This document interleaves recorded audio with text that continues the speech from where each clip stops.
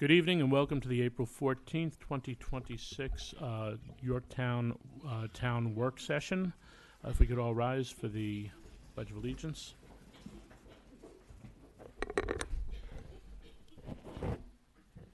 pledge allegiance to the flag of the United States of America and to the republic for which it stands, one nation under God, indivisible, with liberty and justice for all. If we could all remain standing as we have a moment of silence, I would like us to remember the life and service of Elliot Engel, who served our state well and recently passed away. And also as we reflect on this evening being Yom HaShoah, the day of remembrance for the Holocaust and the victims of that.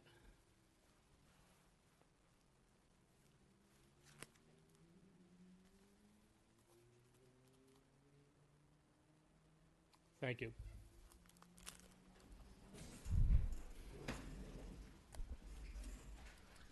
All right. I just have one question. I noticed in the, looking at the agenda now, I didn't know whether on the tentative the bottom line is you had put on, added the old business, new business on the other agendas for the regular town board meetings. I was hoping that we would also, since we don't have the opportunity to, we meet 3 times, it's not on the work session, and I hope that's an oversight, and we can also have it. Well, the thought process, Alon, was that we were going to add that so the town board members would have an avenue other than their opening remarks to bring up the things that they felt important from that point of view. Mm-hmm. Usually we don't have that avenue at a work session regardless. So Well, I think it'll work, my feeling is it's worthy to have it let me take it under as well. consideration. Okay. Let's see how it even runs on the regular meeting for a couple. Okay. Because I didn't think it helped us much at the last one, to be honest with you. Well, I think because it was so new, but that's, Yep. okay. So let's see a Well, couple. I do have 2 issues I'd like to bring up after we do all the resolutions, and I will bring it up before we adjourn the meeting. Well, maybe after we adjourn, but. No, I before don't- we adjourn the meeting, I'd like to address Su- 2 issues. Susan. Thank you. Yeah. That don't have to wait until April 28th, which is our next meeting, because remember, everyone, we're not meeting next week, which is the 3rd Tuesday of the month. We're meeting April 28th. So there'll be a gap of a week. That's why I'd like to bring up 2 issues. Sure. And all are invited on Thursday evening to come back to our boardroom, as we will be having our own Holocaust Remembrance event. We have a Holocaust survivor coming in to speak and tell his story. It's always a very good program, very educational. We have different crowds that come in, and if you can't make it into Town Hall, it is on our television station, which I believe Cablevision is 20 and Verizon is 31. 33, thank you.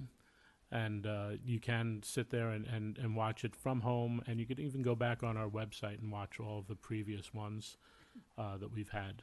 So, all right. Oh, thank you.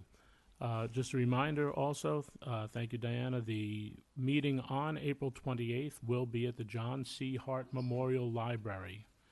So please come over to the library, check it out. We'll be in the updated community room. So really, they did a great job there. So you get to see what they've been doing at the library if you haven't gotten over there. All right. I'd like to convene a public hearing to consider stormwater management permit application submitted by Mrs. Rima Adorna to construct a 4-bedroom single-family dwelling at 3771 Perry Street. And I see the notice. Thank you. Do you have the comments, Diana? Good evening. Good evening. Jeff Econom, consultant engineer. As you said, this is an existing lot that was actually approved in 1923. It's been sitting out there. It's a lawn right now. We've been through Board of Health. The lot is .488 acres, served by municipal water. We're here because of the disturbance requirements. We've done stormwater. We've gotten Board of Health approval. We've gone in front of all the town boards and commissions. We received favorable responses from all of them. And that's pretty much it. It's pretty standard, straightforward, single-family house. Very good. All right, we'll open for public comment. Does anyone have anything to speak on this? We do have two comments from Westchester County and from our Conservation Board with no objections. Thank you, Dan. Come on up. Well, come up, introduce yourself, and I'm a little short, not as tall as Jeff. I'm Natalie Lopez. I am actually the neighbor of 3771 Perry Street. I'm at 3785, right up the hill there. Yes. I did have a question. It's not totally clear to me, but the reason why I bought this home is just me and my son. He's 5 years old. We've been there for about 6 months, and the property is a dream, and it's an oasis for us. We're starting over, and I bought the home to see the gorgeous view that we have of the lake. And I've lived here in Yorktown for 30 years. My dad, he brought us up here from the Bronx, and this is my first home here, so I'm honored. I love community. I own a small business as well, and you know, it's wonderful to have someone join the neighborhood. I'm new myself, but I am concerned about the possibility of obstructing my view. I know we're pretty far along in the process of approvals, and there's probably not much that I could say, but I would like it to be taken under consideration, and I happily invite either the owner or the engineer himself to take a look from my property, how it looks, possibly to help give me some peace of mind. I don't mind so much of the disturbance. I understand that that's possible, that, you know, we may have some construction for about 1.5 years, but maybe more, I don't know, hopefully not. Maybe less, that's optimistic, but just the consideration that I would like to put on the record of just the, Jeff did explain a little bit of how deep they're gonna go and how high that might obstruct my view, but again, just a consideration I wanted to put out there. appreciate that. Thank Okay. you. Thank you. Can I respond to that? Yeah. Okay. We did talk about that prior to. I do have the first or finished floor elevations of her house. She's at 481 and change. Finished floor is 467, so we're quite a bit lower, you know, in elevation. You know, part of the roof line may block, you know, but that's the peak of the roof. But it still meets, you know, town code. Right.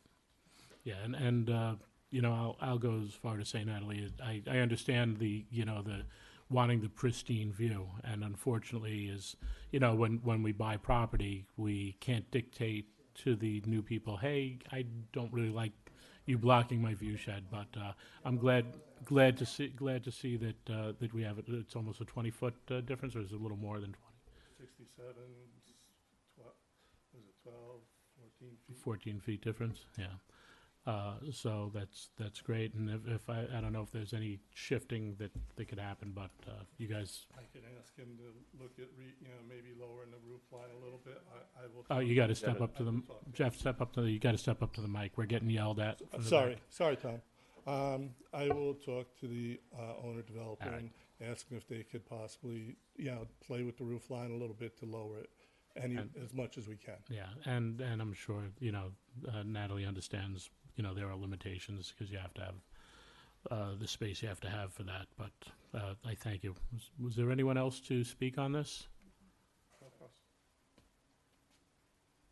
Okay, motion, up, Danny? There's a gentleman here, there's a gentleman here waiting for his engineer to get here. He'll be here momentarily. So I don't know if To you want speak on to this? speak on this matter. Okay. Not on this one? Oh, it's wrong. This is 3771 Perry.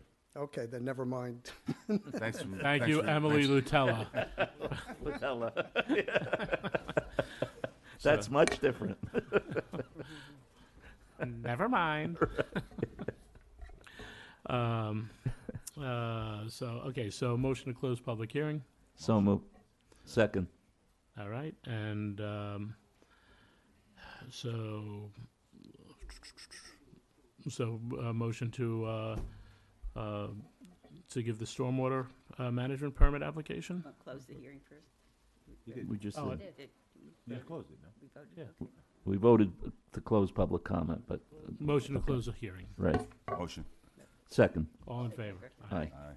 Okay, so motion to approve the stormwater management permit. Motion. Second. All in favor? Aye. There you go. All set? Thank you very much. Thank you. Thank you. All right. Next, we'll, Enjoy your new home. Yes. yes, and welcome to your new part of Yeah. your town. What side did you move from? I'm actually right by the JB Mall, so Okay. parents are right over there. Oh, you're in the same neighborhood. Enjoy. Convene a public hearing to consider the application for an amended special use permit to upgrade the storage tanks at the mobile gas station located at 3205 Crom Pond Road. Good evening. Good evening. Well, there's our notice. And file. Thank you. You could start when you're ready. So I'm here, we submitted a permit use permit, And you are? Edgar Amador Hey, Edgar. with Chestnut Petroleum. We submitted a permit to upgrade the aging tank system at 3205 Compound Road, the mobile station in front of Lowe's. I went through the multiple board meetings and and everybody, and I didn't have any issues with the permit application.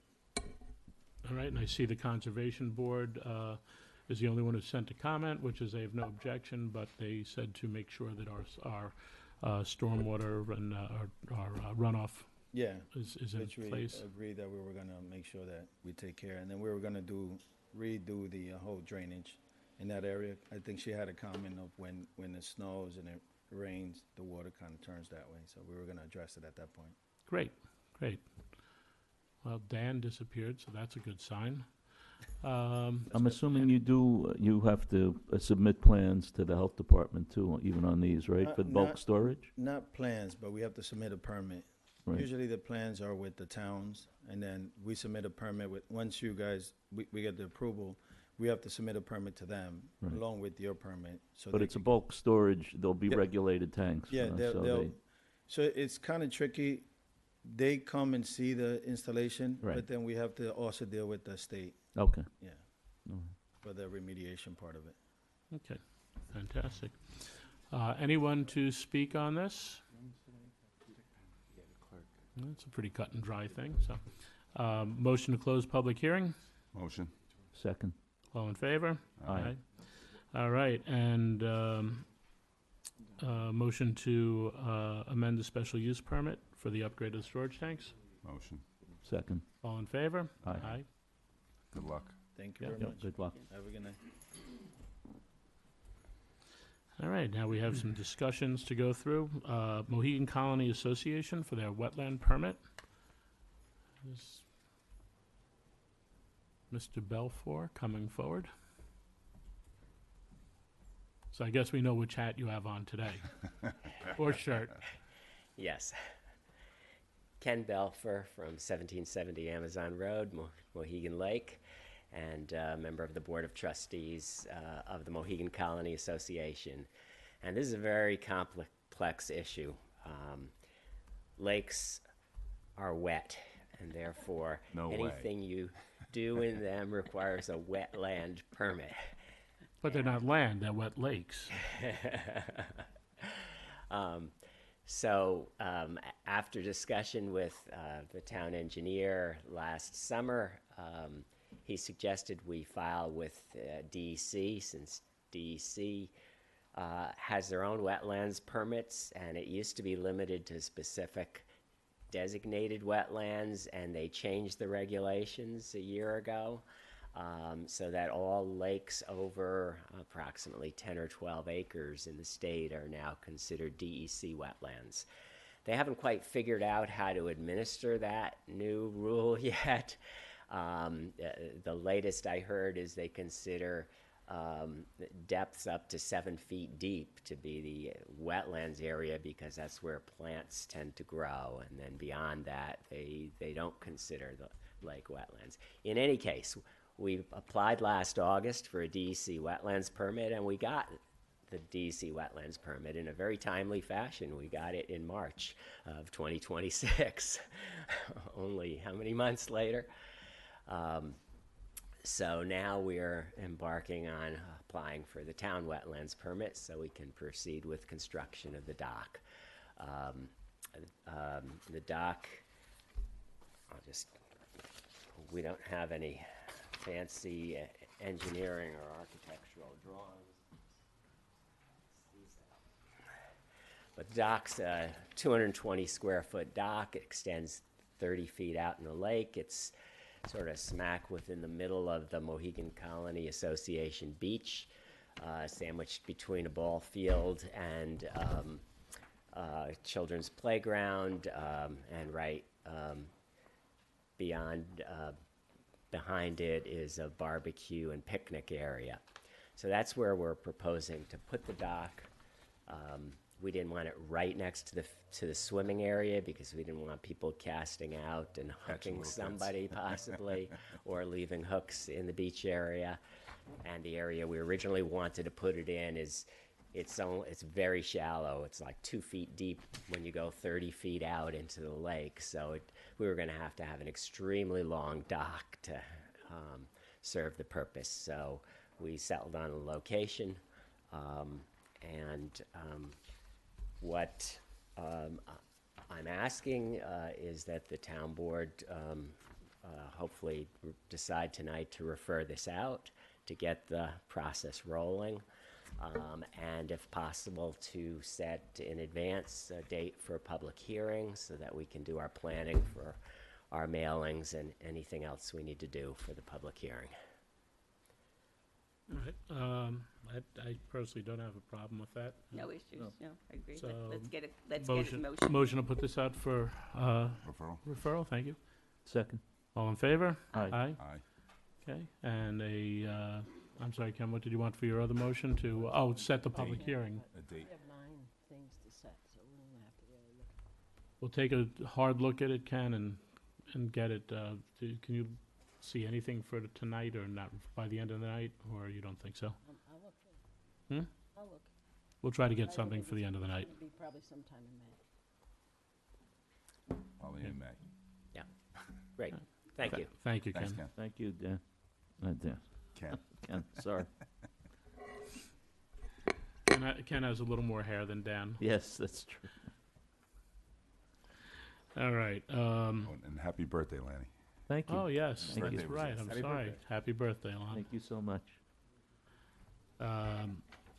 PW Scott Engineering and Architecture PC regarding 3850 Foothill Street zoning modification. No,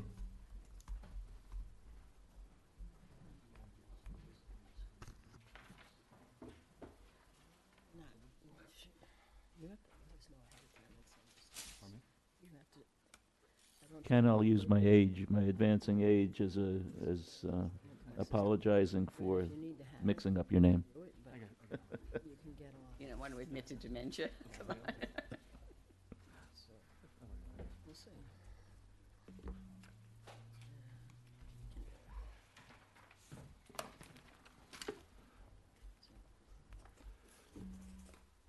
I have some digital copies, I have some hard copies as well, but I have a handout, always a handout. Thank you. Thank you. Do you have a folder that you want to open particularly? A Foothill, yeah. And hit the start the 20 unit version, and then we'll do the 14.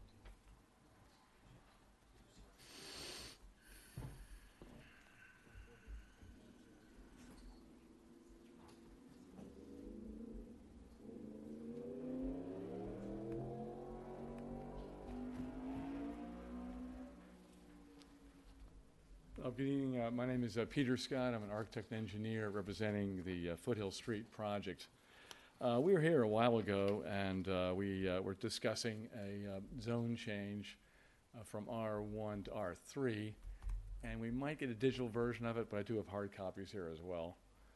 And there we are. So a 16-acre parcel, and we are constrained with a DEC wetland on the eastern side. It's a hilly site. Across the street is the solar farm. And we've looked at a number of studies in regards to residential development. And as you saw in my last presentation about what a great thing it is to have multifamily, we basically went and pursued this as you see before you. We started off with 20 units, which is a pretty good density. We were trying to compensate for some costs of a sewer main, but after discussion with my client and a review of some comments we did receive on our project, we elected to reduce the scope of it. And I have something new called, it's a 14-lot project. Should be on a disc there. Yeah. So what we did is we used the same elements of design on the project itself. And before you, we've given you a spreadsheet basically comparing the attributes of the various options. And if we could talk about those, that's kind of what the basis of our discussion tonight will be. So, let's see if we get that load. Yep, sorry. Got to bring it back up. Yep, no problem. I went to Bedford last night and not one computer worked during the entire presentation, so. Let's see if we get that up.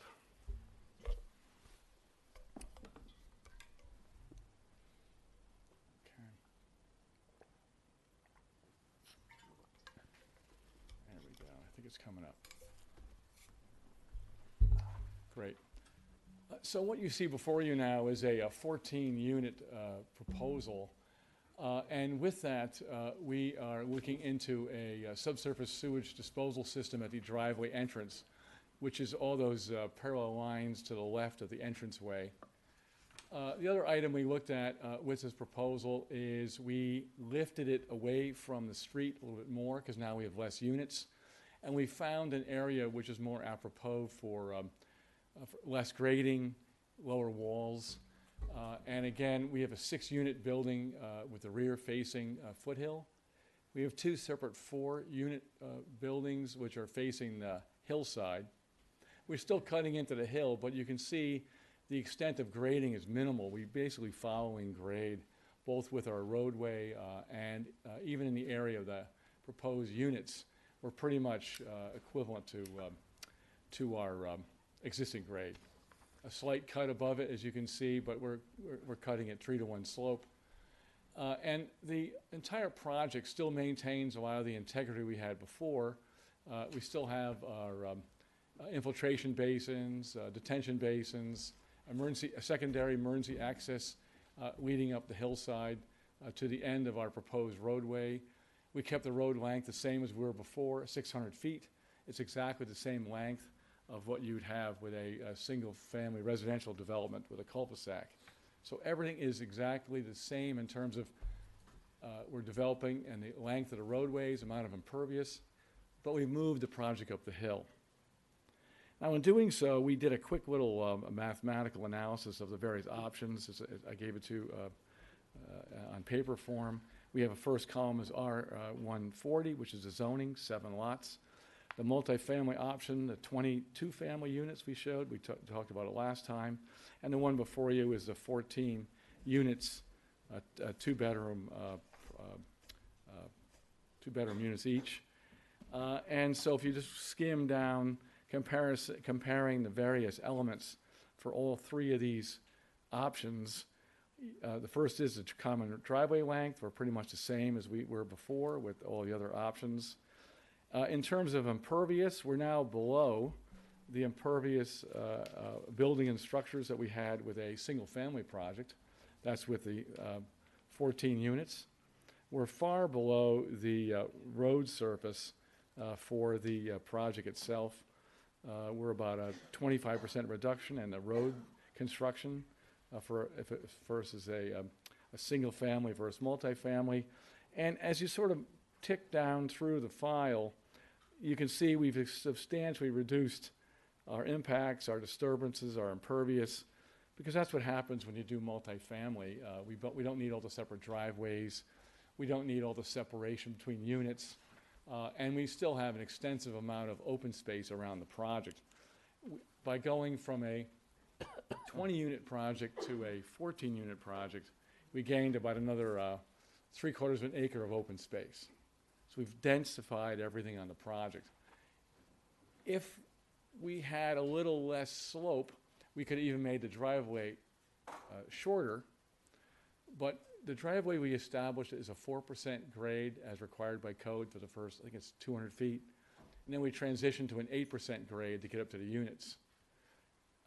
In the single-family project, we were at 10% grading with our driveways. So we did sacrifice a little more additional road length, but we kept the slopes lower than we would for a residential project. So we're making it more amenable for the people to use the facility. In terms of what we're proposing, our sewer uses are exactly equal to that of our 7 house project. Our water use is great. It's about the same for the single family. So literally, we're taking the utility needs and matching it with what we're proposing now at multifamily. But in the meantime, again, we're building or creating a much more open space. We've all sorts of room for tree buffers, enhancements on the roadway, and we'll delve into that in our next submission to you. But I think we're just trying to get the scope of what we're doing here. One item is with this project, we're proposing 14 total units with 2 affordable. So we're going to have 2 affordable units. Every unit is exactly the same, so we're just by code, we have to provide equal opportunity for the affordables. And as I showed you in the last presentation, our units are quite large. We have 1,100, 1,200 square feet units. We have full basements on the ones facing the roadway. Those are walkouts, and on the other side, there's still a full basement there. So we have a lot of amenities, a lot of self-storage inside the buildings. And so we're creating a residential housing unit, but we're putting the units side by side, basically, and providing nice full-size units, architecture, decks.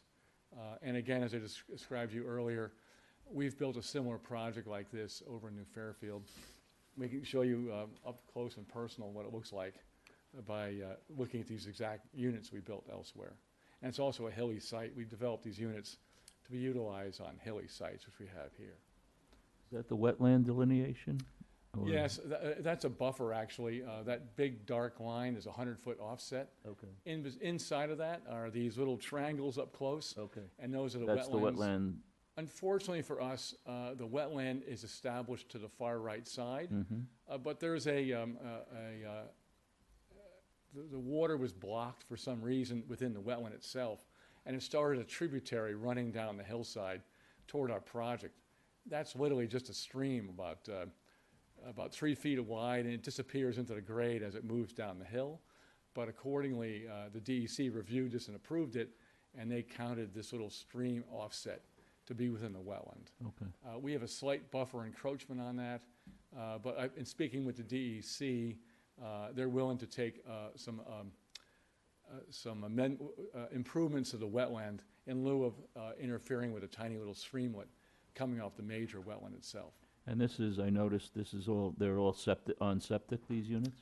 Yeah, we're gonna attempt to. We've done some deep test holes. I showed you the primary, but we have a reserve area on top of the hill, which we could always utilize in the future. You're looking at what the primary would be, and we have an equal reserve up on the hill. We don't plan on using it, but I have to reserve it if we're utilizing that type of system.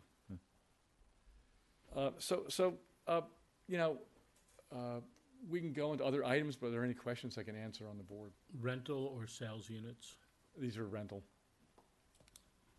I have some questions. You say in your comparison between the 20 unit and the 14 unit that the site coverage actually increases for the for the 14 unit. Why is that? I'm checking right now. Yeah. Well, I got 1.9% for No, building coverage. not the coverage for the building, but the coverage for the site. Yes, because I'm using a septic system now. That's what I figured that.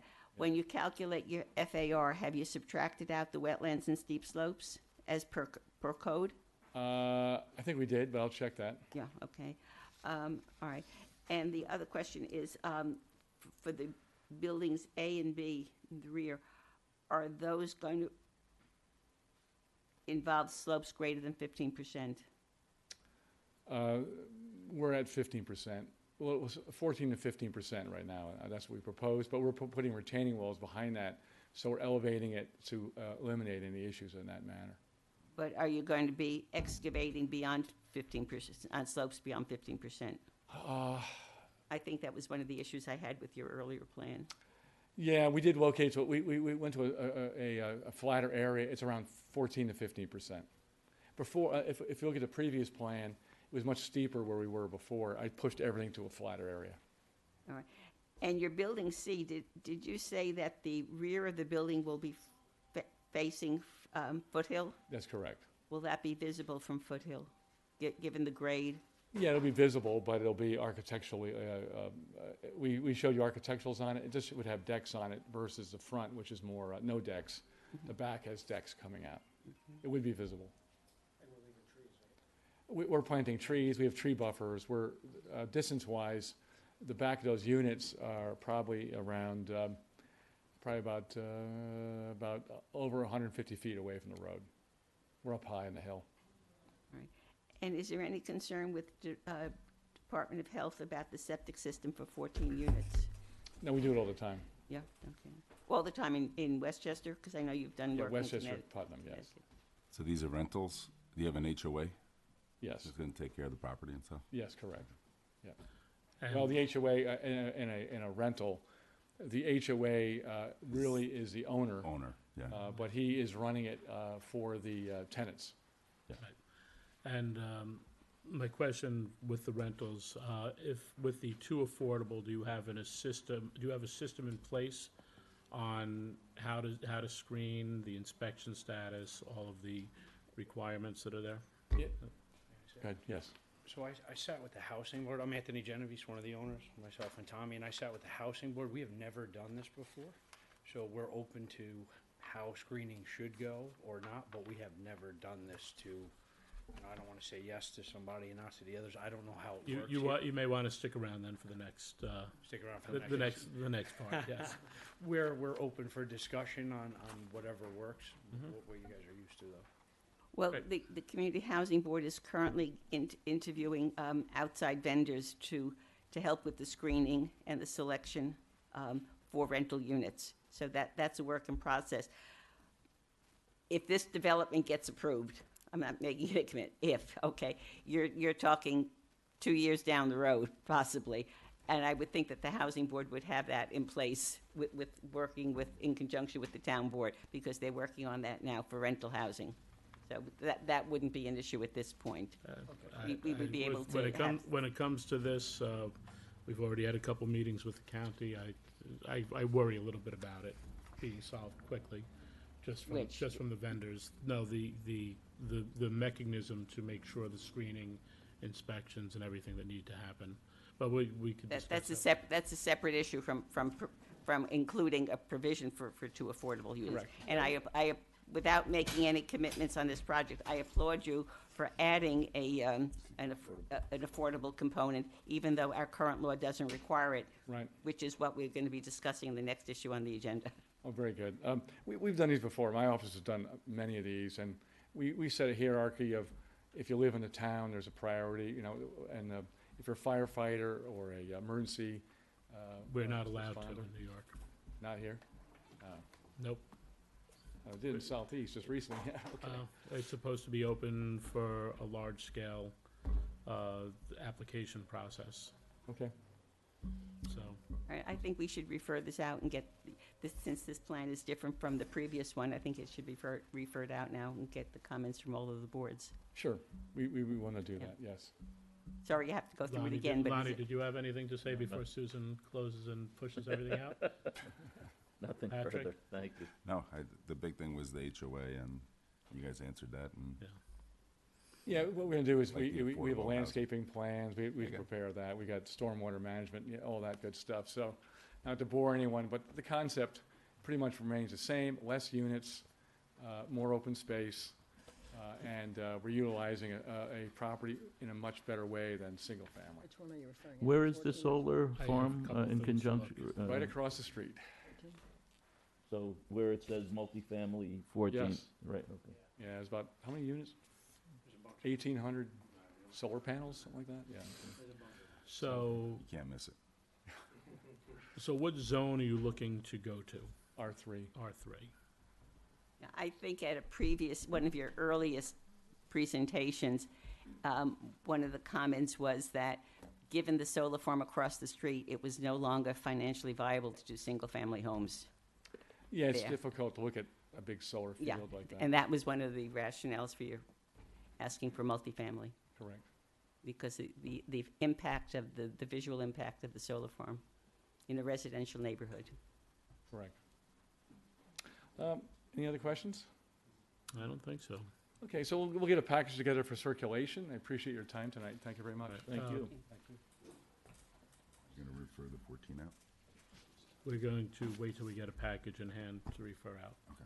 And we'll do it on a future That's fine. meeting. Thank you very much. Appreciate it. Thank you. Thank you, have a you. good evening. All right, Community Housing Board. If you're part of the board, you should be sitting up front. Give Sarah some support.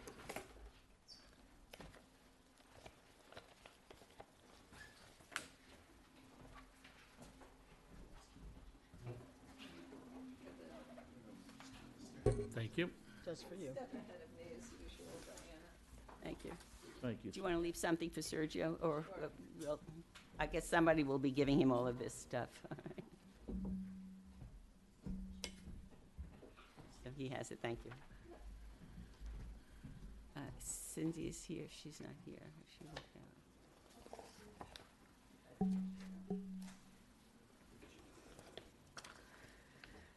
Okay, so I'm Sarah Wilson, Chair of the Yorktown Community Housing Board. With me tonight are various members of the Community Housing Board.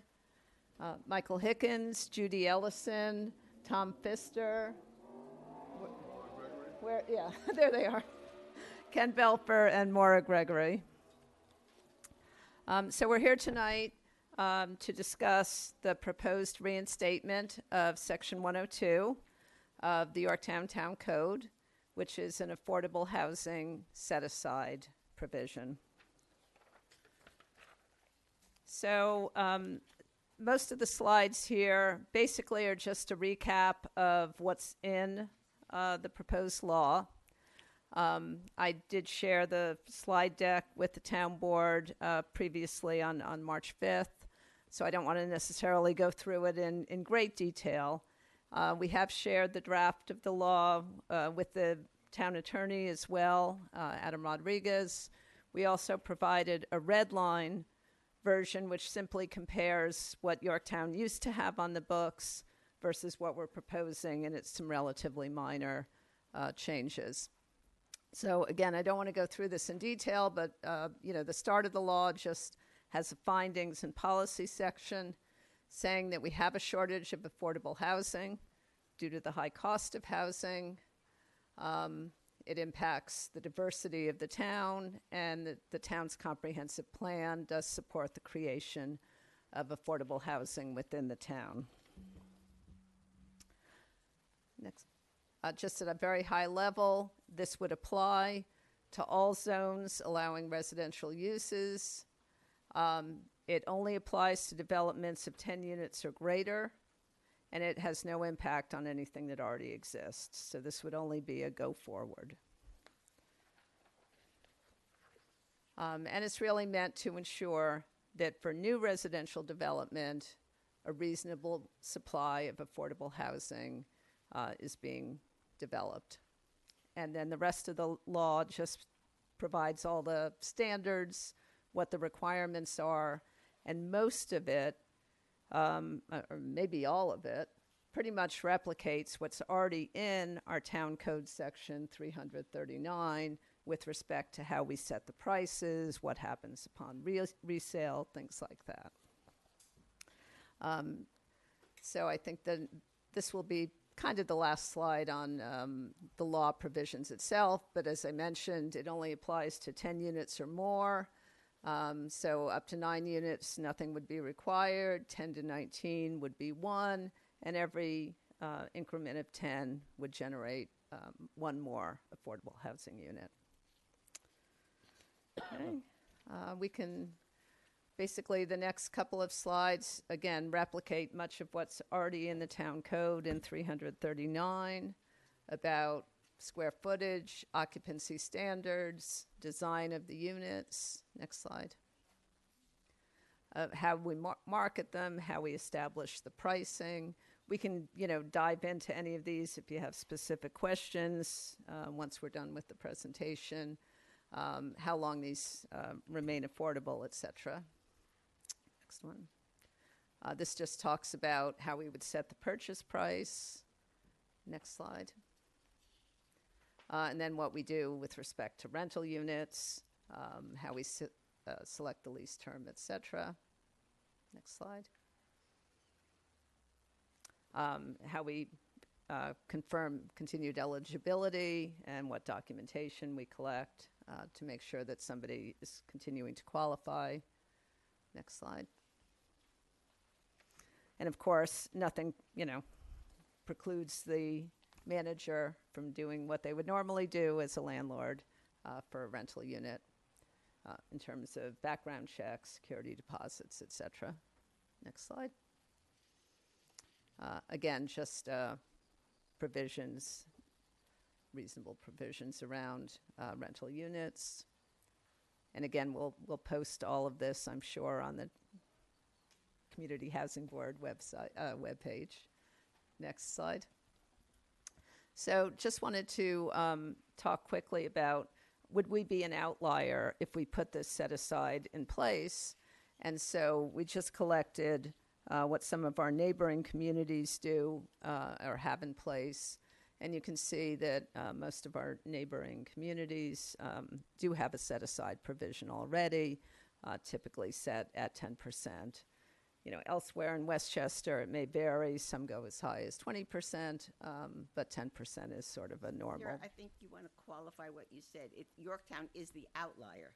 We are currently an outlier. Because We all would of not be an outlier if we enacted this. We We'd would be sort of be similar to all our other communities. Correct, Other neighboring correct, communities. exactly. Right now, we're the outlier because we don't have a set-aside law. That's correct. That's correct. Okay. And then this just highlights, obviously, enacting this is only impacting going forward, but if we had this in place, if we look back at developments that have been approved over the last couple of years between, the AMS development, Underhill Farms, Toll Brothers, and Halleck Square, under the provisions of this law, that would have created 45 affordable units in place of 45 luxury units. When we talk about affordable housing, there's a lot of confusion about what affordable housing is, and does this mean low-income housing? And it does not.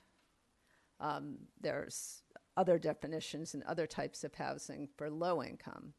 The income qualifications to be able to purchase an affordable unit in Yorktown is the income should not exceed 80% of the area median income. And so the chart shows that 80% of area median income currently, it gets updated typically every June, but currently, for one person, it's $95,200 in household income. For two people, it's $108,800. So those are the income requirements. For a rental unit, the AMI is 60%, and so that would be $71,400 or $81,600 for a two-person household. So, you know, just to illustrate, the income levels, I think, are pretty normal. Next slide. So then just for comparison, when we look at the AMI chart, we look at some of our town employees, kind of what their income levels are. You know, certainly falling in that, you know, $70,000 to $80,000 level. The rule of thumb is that housing shouldn't cost more than 30% of your income. So that would say at these salary levels what the income, what the rent rather levels would be. I just went out and Googled, you know, within the past couple of days, rentals in Yorktown, just to see kind of what the going rate is. And so the sample rental prices that came up, just listed a couple of properties. Obviously, they're substantially higher than the 30%. Than the 30% level. Okay. And then lastly, we've talked about this before, a measurement of affordability, which is prepared by the United Way, is ALICE, which means Asset Limited Income Constrained Employed Households. And so this is data as of last month, as of March, here in Yorktown by zip code, what percentage of our households are ALICE households. That means they're living paycheck to paycheck, struggling to keep pace with rising costs. And so you can see in Crampon, 41% of our residents, our households, are below the ALICE threshold. In Jefferson Valley, 63%. Mohegan Lake, 31%. Shrub Oak, 22%. Yorktown Heights, 25%. And for Yorktown overall, 26.5% of our households are ALICE households. And so we want to make sure that we're providing housing that's suitable So for that. on that last slide you had, Yeah. can you go back one slide, Diana? So let's just say someone's a senior account and they marry someone that's a heavy operator. Are they eligible? You'd have a two-person house, two-income household, right? Yeah. Yep. So, I mean, if they exceed the income limit, So they would not qualify. Wouldn't qualify. Okay. You know, just I like just wanted to s- any other I get it. sources of income. Yeah. Right? And then the, you know, the incomes go up as well, depending on how many income earners there are in the household. And you have to count everyone in the household who Yeah. has income to measure it. So that's pretty much the end of my presentation. I zipped through it really quickly. Thank you. So, you know, all of us are here to answer questions, clarify anything. Again, I went through it very quickly. But our hope would be that, you know, we can post the slide deck, you know, say out on the Community Housing Board site, that it would be considered and referred out for public comment, and hopefully schedule a public hearing on that very busy public hearing calendar. See you in May. So, Sarah, I know that we had this in the past, and the town board had decided to remove it. Yep, I believe it was from 2011 to 2016, we had this on the books. Right. And part of the argument there was it was a unfair tax on people building more than 10 units, where it doesn't apply to anyone else. Once you hit that threshold, you're now being taxed for that. I know we've had many conversations in the past. I know we have a different window that we look out of when we discuss it, as well as many members of the board, and I especially on the left, and I know they've all been very respectful. Left side, my left, not the left. Could go either way. I hear you, Maura. But you know, and they've been very, very educational, and I always appreciate appreciate that vision and guidance from people that have been there doing it. Especially Ken has quite a bit of history with. He's our expert. I know, but I have been in favor of density bonus, and I know that when Mr. Genovese and his partner came in the last time, I had spoken to them about that, and here seems to be something. Not only are they thinking that that's a good idea to try to come in, ask for zoning change with it, even though we don't have it on the books per se as a standard, but getting a better rate of return on the affordable units as well, having 2 out of 14. So what kind of discussion has your board had about the density bonus? And, you know, because it just doesn't really seem to be taken into effect through here. Yeah, so we don't believe that the answer to creating affordable housing is to make the developments denser. Our position is that the development should be approved based on, you know, the size of the development and what makes sense for that site, as, you know, determined by the town board, planning board, and, you know, engineering, et cetera. So we don't think that the answer is to make the project denser, but instead, you know, have an appropriately sized development and make sure that at least, you know, 10% of them are serving the needs of people in the community who need a more affordable option. And, you know, we certainly have already granted density in exchange for no creation of affordable units. So, you know, as we illustrated in some of these developments that have been approved, right, it would have created those affordable units. And we can't rely on having developers who all feel the same way as Mr. Genovese and want to do it, you know, voluntarily. As you've indicated, we are the outlier. Has there ever been any challenges that have been successful when they create the affordable housing laws? How's Mount As a Kisco doing? tax, as Ed may have, you know, sort of Ken, do you want to take that? classified it. I'm not aware of I know any, that, but are they successful? Like fell asleep. Sorry, I forgot to turn my shirt. Yes. inside out. I'm not aware of any in New York State. Back when the town was considering repealing this, and it was being said that it was illegal, we did some research on it, and there were communities in California that had very similar affordable housing set-aside provisions, and a developer that was not happy about having to include affordable housing as part of his development took it all the way up to the U.S. Supreme Court. So there was a case that actually went to the Supreme Court, and it was decided that it was legal. Fine. That's the only litigation I know of about this. Thank you. Before you go, Ken. No, you know, Ken, you should stay there a little bit. No, Trust me, I- no, quick question. I know like Mount Kisco doesn't have one, but do you have any data on how Mount Kisco is doing with affordable housing? I personally don't. Okay. I believe that they do have quite a bit of affordable housing in Mount Kisco. They don't have the set aside. Yeah, but they do, I'm just asking, you know. I think they have a public housing That's- authority there with. Say something? Sure. Hi. I wanted to say something regarding the density issue.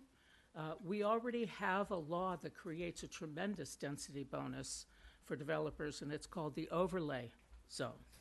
And if you wanted to, you could amend that zone to add an affordable housing component, because it's giving a tremendous gift to developers. Personally, I think that should have been done at the time, but if you really want a density bonus, that's the best way to do it in Yorktown right now. Appreciate that, Maura. To Maura's point, all of the developments that you mentioned, Toll Brothers, AMS, Underhill Farms, and Halleck's Mill Square, were all rezonings, all right? So in part of those rezonings, some of them, Underhill Farms was 1 acre zoning, which would have had I don't- 24 houses. I don't remember how many houses, I think it was 28 houses. I don't even think 28 houses, because you'd subtract the wetlands, and they got 148 units. Halleck Square was a half-acre zoning on, is it 2 or 3 acres, I think, and they've gotten 20 units. So there's a tremendous density bonus already being given to that. So I don't think that's the way to go. It's kind of ironic that when Yorktown had an affordable housing set-aside law, no one was building. And then the building occurred after the law was repealed. And we have seen that 446 units have been approved between the planning board and the town board in the past 2 to 3 years, and not a single unit. And I think at each of those public hearings, residents have come up and said, we need affordable housing. I need it for my adult children who don't want to live in my basement anymore. They want to live here. They want to be able to either have start a rental or have an affordable home. Some of the seniors who can't afford the $1 million costs at Underhill Farms, and when Toll Brothers and AMS's rental, it will still be a luxury rental, and Toll Brothers will be in excess of $1 million. And not every senior who wants to downsize and stay in Yorktown can afford those prices. So we have heard this need from our residents, okay? And the ALICE figures respond to that, as the chart shows for our town employees. They can't afford it, and the income will change if it's if there's two incomes in the household. So all of these figures relate to household income and also the size of the unit. And again, it's different if you're buying a home or you're renting, and the different levels. So I thank this board for doing the work, and I think it's time Yorktown stopped being an outlier, and we just did what has been common practice. Well, thank you for bypassing all the conversations, Susan. That being said, I think we I should just- refer it out and get some feedback on it. I think I have some other questions, if that's okay. Is that okay? Just, We can each express our points of view. I understand, but I would not like to push the next step until everyone's Oh, all right. curiosity is satisfied and we get our answers, if that's okay. Fine. Okay, thank you. So you actually bring up an interesting point, which is when we had the set-aside law, no one was building. And when it disappeared, people did start to build. And some of that could have to do with the price of construction and housing now, which there's a direct correlation that the expenses have gone up. I think that we're also looking at not only the affordability issue, but also a inventory issue. And sometimes I wonder if the actual building helps, because more stuff comes on, and if there's more inventory, it can lower pricing. But I do think it's a very valid point that we weren't having those people building, and we do need to have that. Our community needs additional housing, or needed. We might be at a spot now. In addressing that, Ed, I think that, yes, you could draw that correlation, but you also then need to take into effect the economy as a whole during that period or that window of time. Obviously, 2008, we had the crash in terms of the financing issues and things like that. So it's hard to, while it looks like there's a correlation, there may not be a direct correlation to the building. But And in terms of inventory, we have now already approved, Underhill Farms has 68 units of rental housing. A one-bedroom apartment there is going to rent for just under $3,500 a month, which would not be affordable by lots of standards, okay? The AMS, which is also rental, so we have that. Just following, they haven't talked about what they're going to rent for, but when you look at their amenities plan, believe me, it's going to be a lot more than $3,500 a month in terms of what that's rental. So that's on the rental side. On the for sale side, we have Hallecksville Square was $800,000 to $900,000 for townhouses. Underhill Farms is, I think the condos are in the $500,000 range, and the townhouses are $1 million range. So we have a lot of new inventory, but the inventory isn't addressing the need for something affordable. We have lost, as you've said, potential 45 units that could have helped, that could have helped our residents, the children of our residents, the family members of our residents, town employees, whatever. Well, see, Susan, but there's an issue, and that, that goes back to the heart of what part of the issue was in 2016 that the people sitting on the board had, is it doesn't necessarily help the people of the town, because it's the open lottery system that goes far and wide.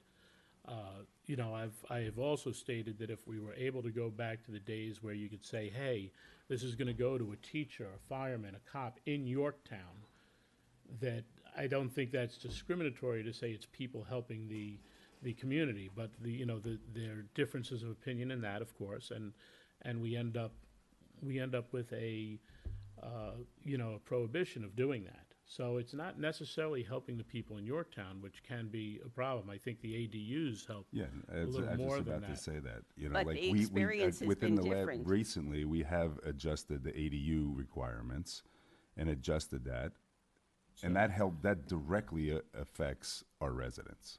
But when you That think, directly affects it. I'm sorry for interrupting, but when you think it's a lottery system, which it has to be a lottery system now, the people who are interested in coming to Yorktown are people who have a connection to Yorktown.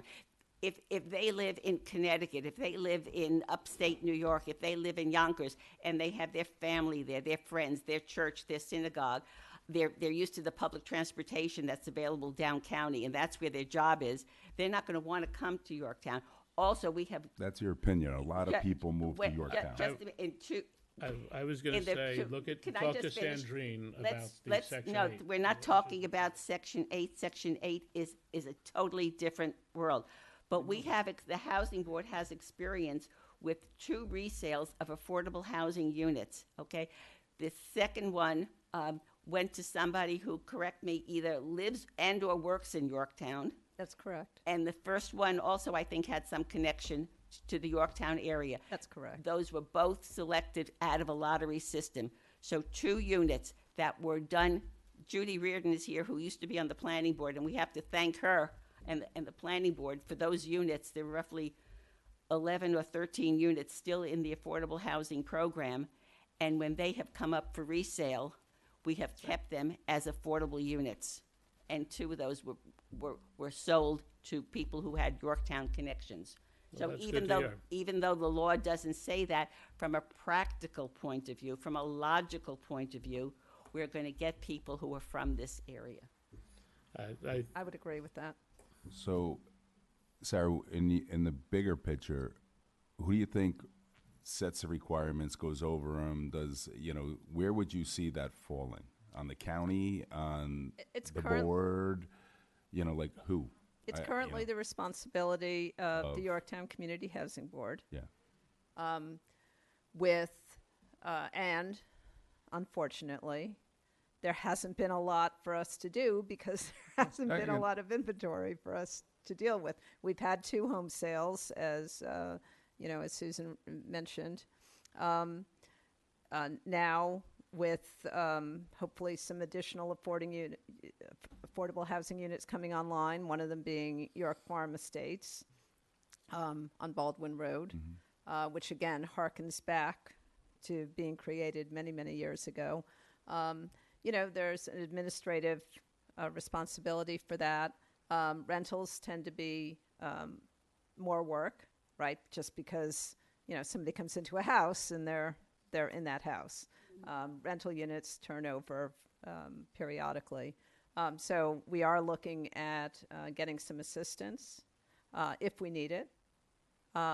But otherwise, we have a pretty robust volunteer board here now. Thank you for appointing some additional members.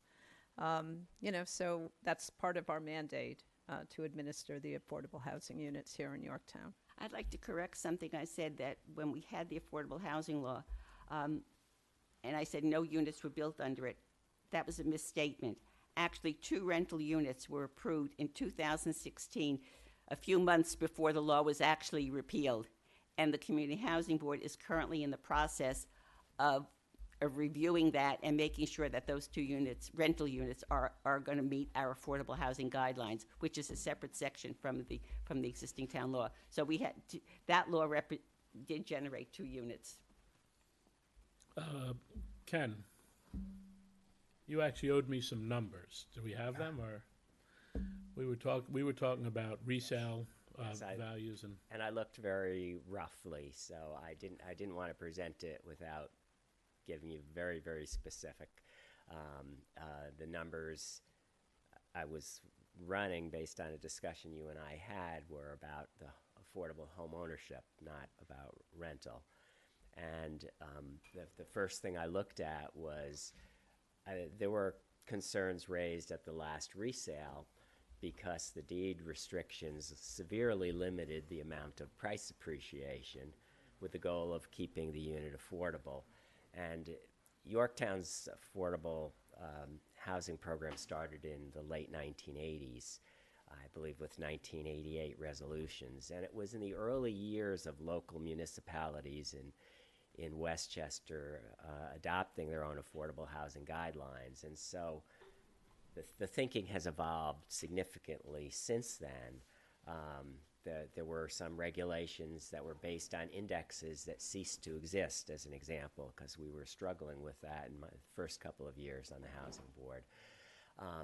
So there are different deed restrictions in different units, but the last one that we resold had one of the very severely limited deed restrictions.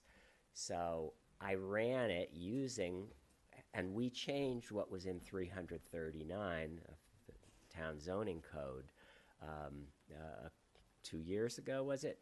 To update it. And one of the changes we made was that would apply to any new units is we increased the amount of appreciation. So I just took a very rough ballpark look at the house that we resold, and the price under the new 339 would be almost double that price.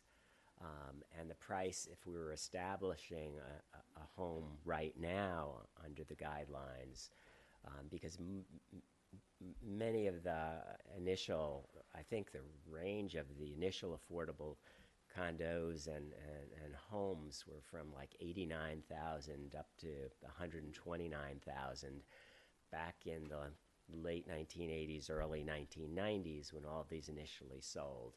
If we were to create one now, my guess is the ballpark would be closer to 200,000 would be the initial price of the unit. To exactly set it, I have to use the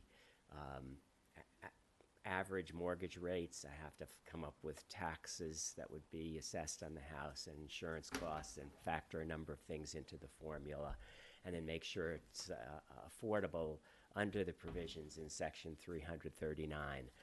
I also want to say that in the Section 102, which we're discussing tonight, most of the revisions we made from the initial Section 102 were to conform it to the changes that were already adopted by the town in Section 339.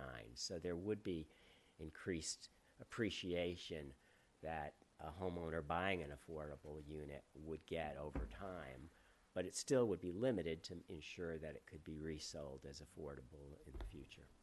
And correct me, if somebody buys, we're talking about a for sale, if they buy a for sale unit and they qualify for an affordable price, they know when they go into that sale that they are deed restricted when they sell it. They could sell it in 5 years, in 10 years, in 20 years. But they know that they're not going to be able to buy a unit at $200,000, then sell it for $800,000, 10 years later. But all of the money that they have saved and that enabled them to buy that house in the first place is the critical thing. So they make that personal decision to accept the deed restriction. Nobody is forcing them to buy the affordable unit.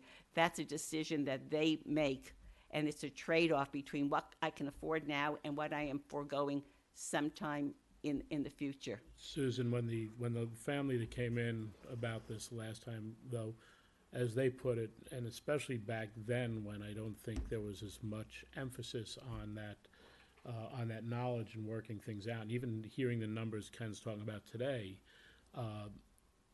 they said, look, we didn't have the resources to really even be thinking like that. They didn't have that understanding because of where they came. And I understand it, perfectly well, because, growing up, my mom was raising 3 boys alone, and, the concept of looking down the future road just wasn't there. It was, how do we survive today? So, I don't think saying, hey, you should have known there was a deed restriction and did the math and figured out after X amount of years. But Kenny, your numbers bring up an interesting question that I have. And you said that working out the numbers, it would be approximately $200,000. Yeah, I'm just pulling that out of the air. But, Okay, but maybe we need to look at that, I because will do an exact calculation. because Anthony could answer the question, or possibly a little better, because I think he does like multi-unit versus single. But I know if you're going in for a permit right now to do work on your house, if you're doing what's a build-up, they're talking about $225 per square foot is the estimate on how they base. I think $175 for renovation. So $225 on, I think I used a 1,200 square foot house to make it pretty simple. 225 is 270,000. right.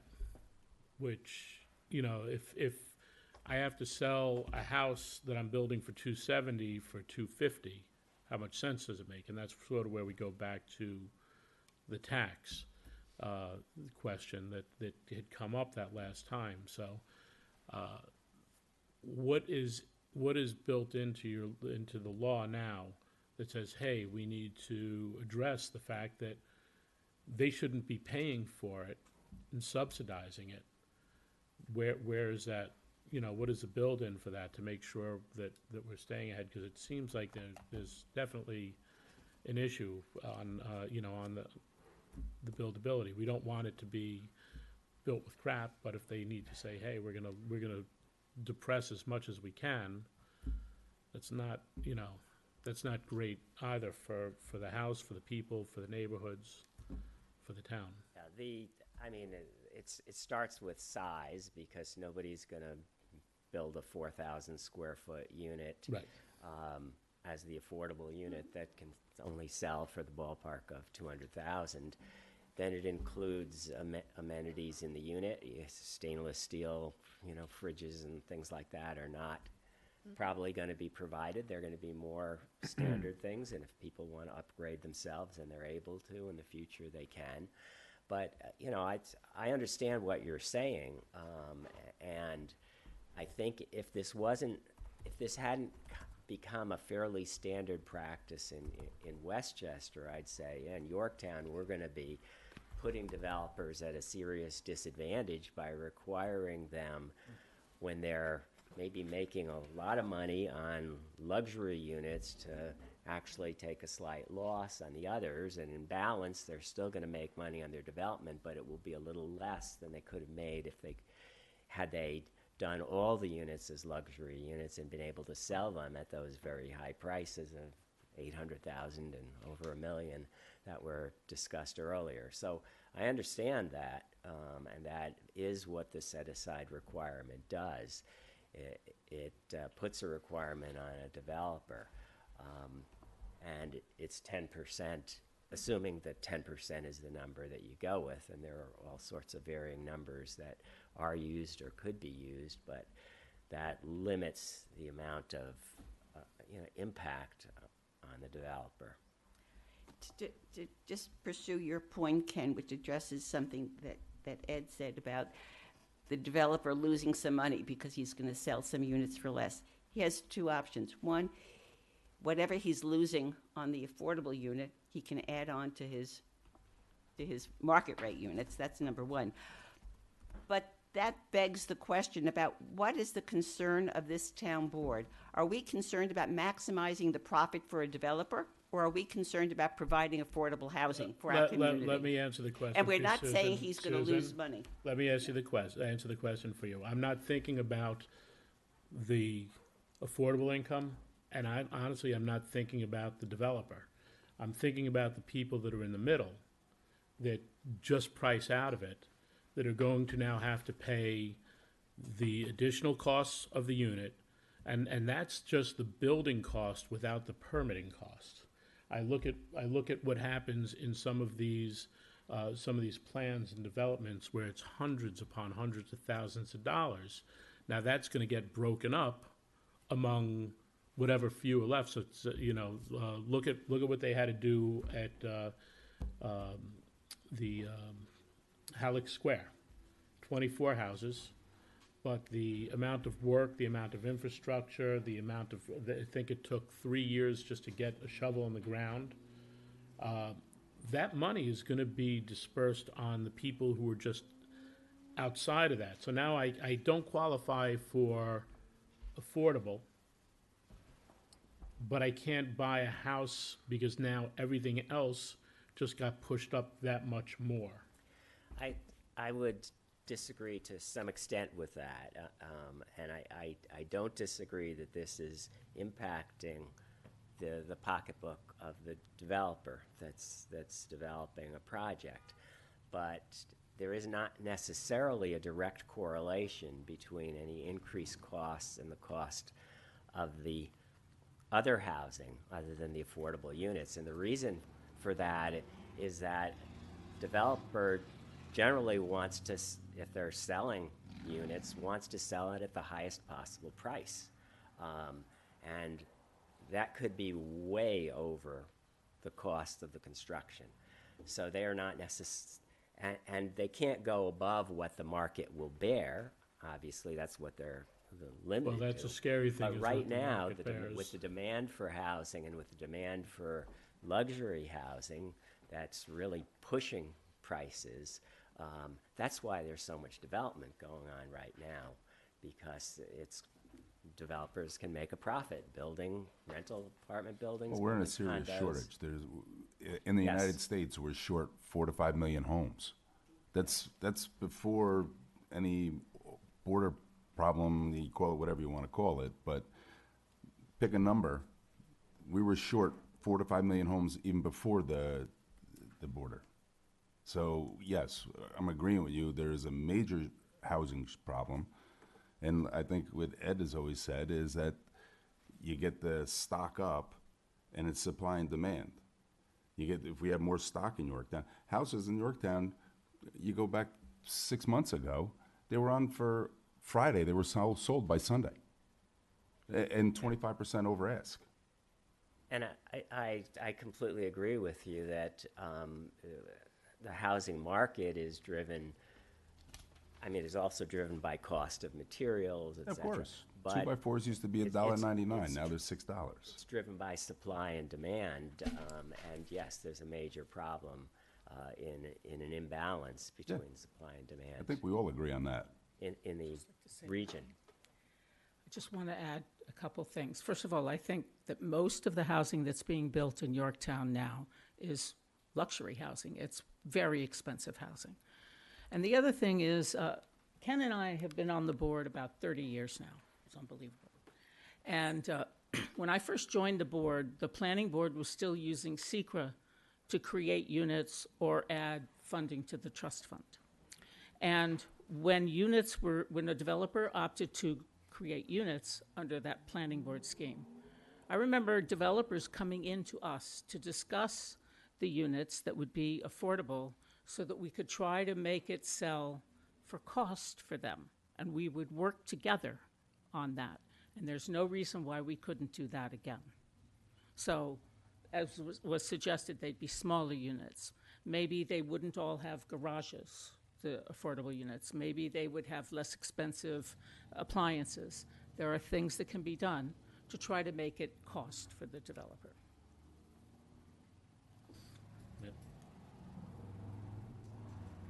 just here to answer questions. Okay. Well, I think, let me just, finish up the comments from Ken. So I sort of agree with you, Ken, where, the market's gonna dictate and it's gonna move up regardless. But I think that when you get to starting price, sometimes they start too high and they can come down too. I've seen that in the past. Fortunately, or unfortunately, depending how you look at it, I think that Yorktown is such a great place to live. The people want to live here, and the pricing goes up. I credit that all to the current town supervisor. That being said, Chortle. That being said, the hard costs that go into the actual plan and all that, that's what sets your starting pricing. And, granted, yes, if I feel if I could build it for 6, or if I could build it and my starting price for a nice profit is 6 and I could get 7 for it, yeah, I'm gonna try to get 7 for it. I understand that. Hopefully the market, when Michael Grace had a saying which was pigs get fat and hogs get slaughtered. And hopefully the hogs, learn that lesson and pricing can come down, but it doesn't seem that way. But I do know that when you set the price of your base price of your cost, when you're doing this, you're going to count in all that work and all that money spent up front, lawyers, electric, running Third soft cost. Sometimes it could be more depending on where we're at. So there were definitely it definitely goes into the equation. And then when you come up with your number and you take out your 2 units at that price, the rest gets shifted to that middle income, which unfortunately I think can suffer from this. I've been trying to help a Marine, retired Marine, find some housing in the area. He's living with his in-laws. Wants the kids in our school system. They're trying to find their own place within a certain footprint, which is very difficult. And it's like, as Patrick said, the houses, like, I gave him 4 houses to look at, and every one of them had sold before he could get there. So it's definitely a issue. It's definitely a conundrum. I'm trying to see what we could do to make sure that we don't squeeze out a whole another segment, which is that young family who might be making a little above the average medium income, and where do they go because things got moved up. So it was a lot of the consideration of the last go around, I know. So at least in my thought process. So considering you just talked about the need, and you mentioned a specific individual and that family that needs housing, is there a consensus on this board that we refer this legislation out to all our committees and get the feedback and then schedule it for a public hearing and hear from our community what they want? We will probably be able to do that, but can I once again make sure everyone's done speaking? I'm done. Well, Thank you, Lonnie. I'm done. Susan, is there any other question you wanted to ask? No, I'm the liaison to the Community Housing Board, so I'm very aware of what they've been doing. And I was a supervisor in 2011 when we passed the first set-aside law. So my position is very clear and very, very obvious. So I would make a motion that we refer out the. I haven't heard from everyone because I know our attorney has some background in this as well. So Adam, from the county experience that you've had, I know it's a few years back at this point. In our conversation, how are you? What are your thoughts for where we've been and gone here? So, my personal thoughts are that mandates are not a good idea economically. I think it basically just as a tax. That's my personal opinion. That's your personal That's opinion. That's my personal opinion. Yeah. I think every time a rezoning application has been submitted and referred to the county, which is standard procedure, they have come back and said, Yorktown should adopt the model housing ordinance, the model set-aside ordinance. That's like a standard refrain. Yeah, and they were obligated to do that under the housing settlement for a long time. But now they still do that. They do. They still do that because the need for affordable housing in this county is so great, as you said, Pat. Yeah, but the It question is, what's the best way to achieve that? right? Well, I mean, then I think what we looked at, what so many of our neighboring communities have done, and as Sarah said, Yorktown is the outlier, okay? And it will, my personal opinion is, and based on conversations with the developers, and we have a developer, I think that who is willing to even voluntarily do this, all right? So he's crunched his numbers, and he's willing to do that. And it's just like we charge a recreation fee. You have to meet rigorous stormwater requirements, all of the other requirements that are mandated by either Yorktown or the state or the county or New York City DEP. It's a cost of doing business, and that's what it is. And so Yorktown will just be doing what all the other communities basically have done, possibly minus Mount Kisco, but that's a separate issue because they have a public housing authority, which I don't know anything about. So it's really not, it's kind of apples and oranges.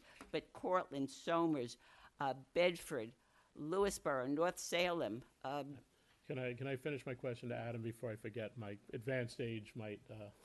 So Adam, the second part of my question was: have you seen any of the towns out there that you've dealt with having a density bonus law for that versus a set aside? Like yes. if you're doing a rezoning. Yes. Off the top of my head, I couldn't think of one, but I believe there are plenty. I couldn't think of a specific one, but I can look into that and certainly provide that. But let me just say a couple things. If a developer wants to create affordable units, they're free to do that. You don't need a mandate. They can voluntarily put deed restrictions on the property. But also, I would just say that, we are also talking about looking at the 4085B, and to do a mandate and potentially remove or reduce a 485B would essentially be a double whammy. 485B is strictly for commercial, has nothing to do with residential. That's I think not, he's referring to Yorktown in general. Well, but also a mixed-use development. They could separate that out. We discussed this. You had an issue and you came late to a to the executive work session. Susan, please don't share executive session. I'm just saying that issue came up, and whether it's mixed use, you can split the assessed value between the commercial. Underhill Farms would be an example. Between there's rental apartments which don't qualify on the top floors, and then commercial space on the bottom floor, and maybe that would qualify. Right, but if you are eliminating a tax abatement on the commercial piece, whether you split it up and assess it separately is irrelevant, and then raise the cost of construction by imposing a mandate on the residential piece, the costs are going up both sides. That wouldn't apply to Toll Brothers, it wouldn't apply to AMS, it wouldn't apply to Halleck's Mill Square, all right? So, potentially, I'm just saying, well, something to consider is all I'm saying. So we could discuss that as a separate issue. But in terms of the density bonus, as already I pointed out, one, we've been giving tremendous density bonuses with all the rezonings that we've had from AMS. So maybe that's an option for us to write that into the law versus. Well, but it also changes the density, and there are other issues that residents have when they don't like the rezoning because it increases the density in their neighborhood, whether it was half acre or 1 acre or 2 acre zoning, all right? Well, the and there are some affordability- communities, believe it or not, that have a mandated set aside and then will give an additional density bonus on top of that. There are examples like that, and I think the Housing Committee has reviewed that, so they could provide. Have you reviewed that, Sarah? There are some, if I understood properly what was being discussed, there are some communities that, in addition to the set-aside, also provide an incremental density bonus, effectively. If somebody's going to provide 20% affordable housing units, that they would get some additional density. Okay, so if they're 10% raised to 20, then they would get.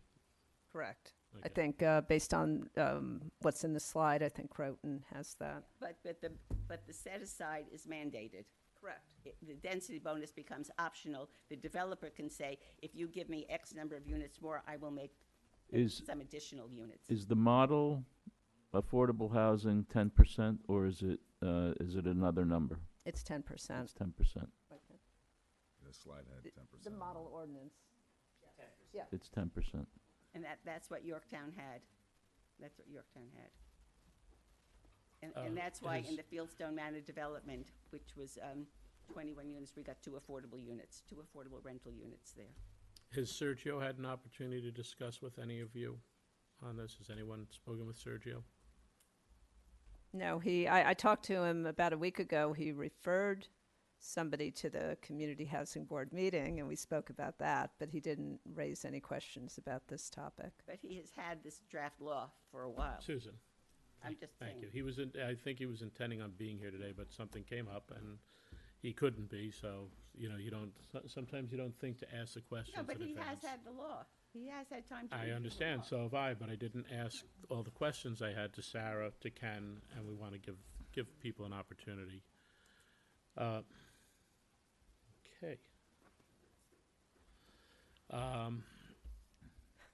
Look, we could refer it out, we could ask Sergio to speak with you, we could get some feedback.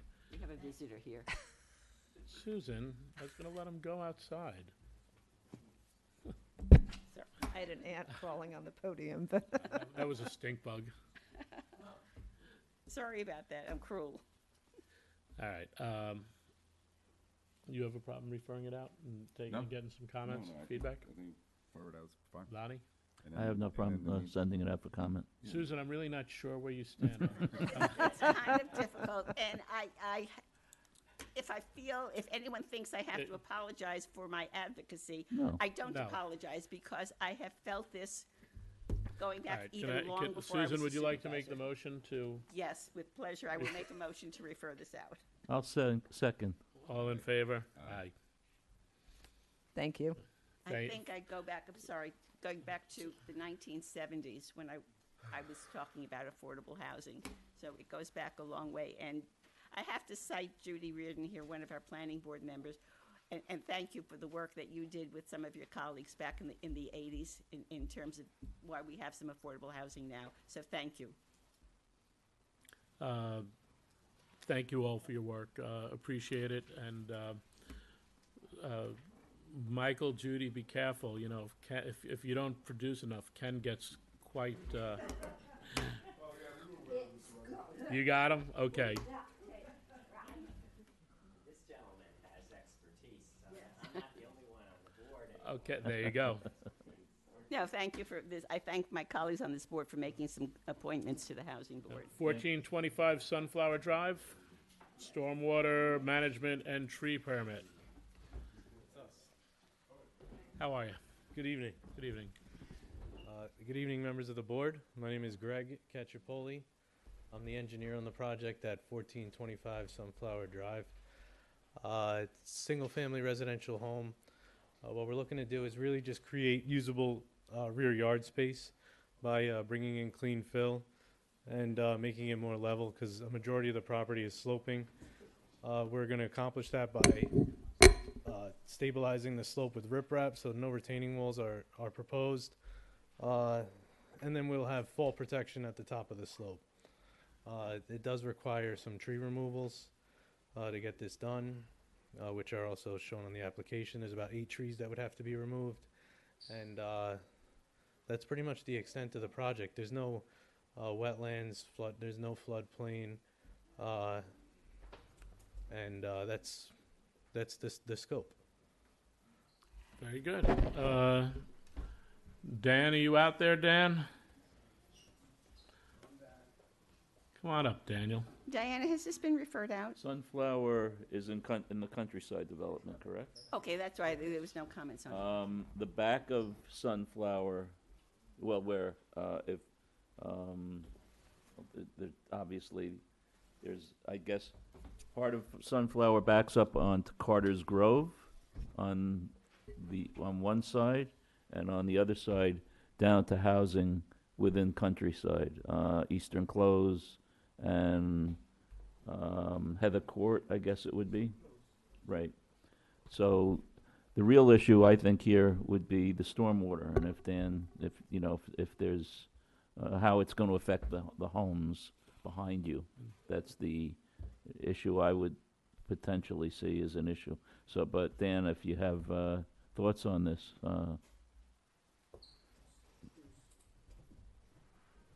Yeah, I mean, we're gonna do a, you know, stormwater review as part of the referral on this. So this, again, this one's before you, there's a lot of fill going into the backyard to Right. level it off, so So it's That's- no longer an that's why it's- administrative, it's a town board, that's right. Yep. okay. What are your initial, is it, does it have the opportunity to relieve some of the stormwater issues? Does it look like a, Well, I mean, they're gonna have to provide a stormwater plan to mitigate the, you know, there isn't a lot of impervious with this, but you're changing the cover and the drainage pattern, so we'll work with the applicant to make sure that that's mitigated. Because there's also, I believe there's also some, as part of Countryside, there was like open space strips. So it's not right up against the neighbor, there's a strip that separates the people downhill on the other side. Absolutely. And we'll just make sure too of, you know, how the water flows through there to make sure that there's no changes in the flow pattern that might create a problem for somebody that presently doesn't have one. all right, thanks, Dan. I have a motion to refer this out.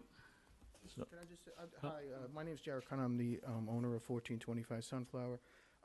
Just the way the plan is, it's expanding part of the backyard, and after the expansion, there's still a significant amount of land that is part of our land.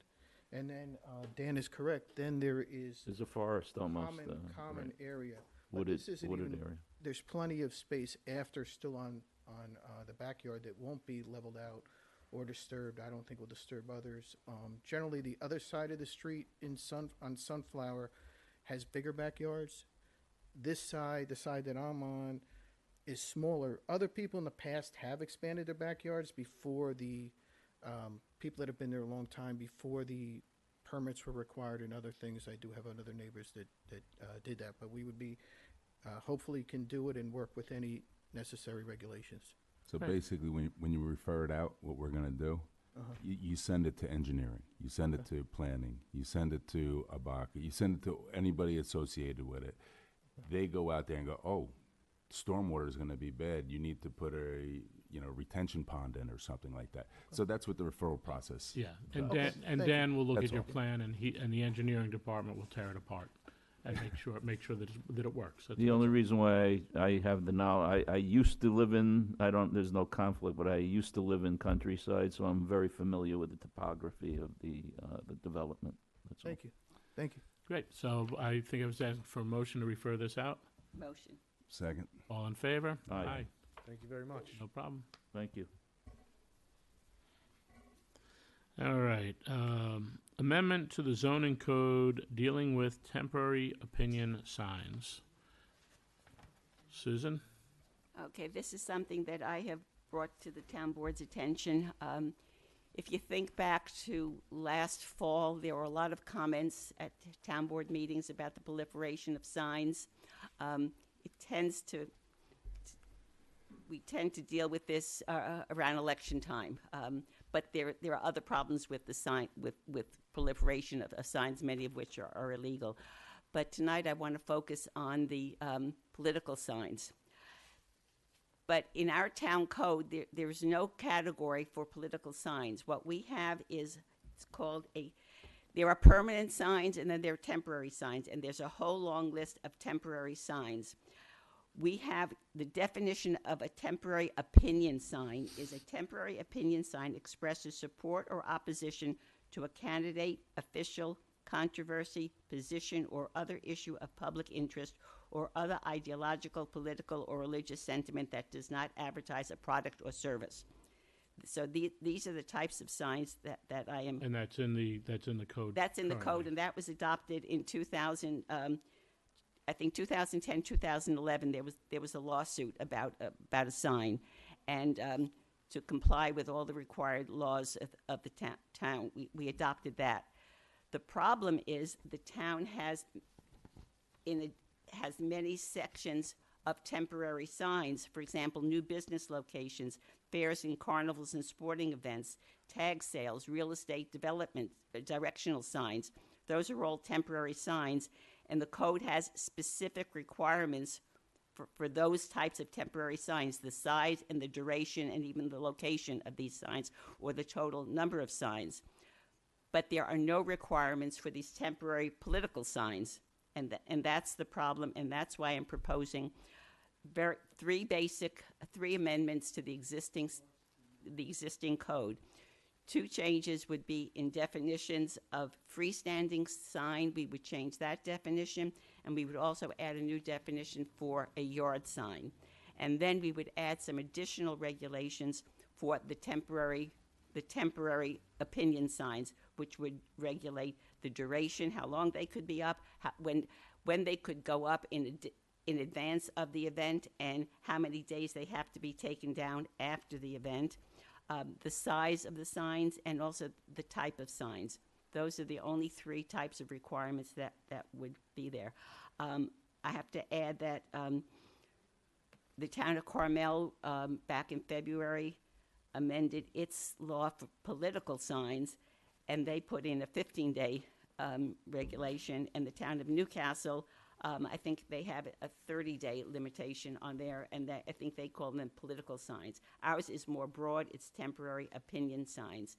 And these are the three changes that I am proposing, and I would like to have, and again, it's in response to comments that come up all the time. I was looking back in my files, and actually I've been writing about the sign law since 2018. Right? So this has been a long, long issue, and we are going to have another election coming up in November, and I think it's time that we looked at it now. I would like the board, and I sent this to the board on April 2nd. I redlined and outlined just those three minor changes, and I would like to refer it out and get feedback, again, from our advisory boards, and then again, as always, a public hearing to see what the community has to say about it. So I'm a little worried about the broadness of public opinion signs. I understand the desire to not have a proliferation of signs.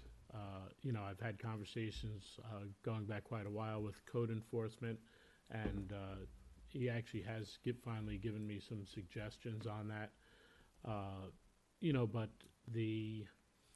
when you say public opinion signs and the definition of what you're looking at, does that mean we remove also all Black Lives Matter signs, all I support Israel signs? Do we tell them that you need to remove that because that's a public opinion sign? Well, no, the regulation, yes, the way I didn't tamper with, and I wasn't suggesting that we modify the temporary opinion signs. That's something this board could do. They could limit it to, quote, political signs and separate opinions about I support gun law, I support abortion, I oppose it, whatever the cause might be. That could be a separate opinion sign on the issue. And Here's the problem.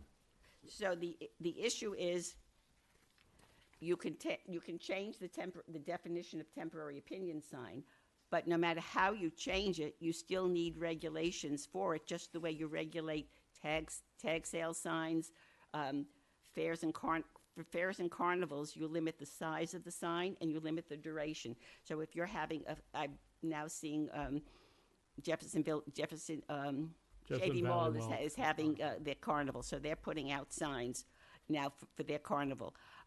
So you could put it out X number of days before, and they have to be taken down X number of days after. The same thing, the real estate directional signs, they limit the total number of signs, and they limit the size of the signs. For new business location, if you are moving your business and you want to put a sign up at your old location saying, I have now moved to Main Street, there are regulations for that. So, but we have no regulations for these temporary opinion signs. And I'm flexible in terms of if you want to change the opinion. But I think everyone has a voice there. For example, the town of Carmel talks only about political signs, not opinion signs. And I think the origin of this definition goes back to a sign that came up on East Main Street in Mohegan. That was an opinion sign. Do you and that was know- creating the problem. Do you know whether or not the town of Carmel or Newcastle dealt with a potential First Amendment issue? It never came up. I spoke to the reporter who covers the town of Carmel because I wanted to know whether there were issues about this. He said the amendments were proposed in June of 2025. There was a public hearing. There were no comments. And then for whatever reason, which he didn't know, the board didn't act on it until this February of this year. And when they voted to adopt it, there were no comments. So the issue has not come up. The Supreme Court in 2015 had a major case called Reed versus, I don't know, whatever, okay? And they came out with a decision that turned out to be very, very confusing, regulating temporary signs. And even though it was, I think, a 9-0 case saying all temporary signs had to be the same, the concurring dissenting opinions all varied and said, we've got a problem on how to interpret this. In 2022, there was a follow-up Supreme Court case that dealt with this issue because the 2015 case was so convoluted and so unclear and gave no guidance. The 2022 law also clarified it a little bit.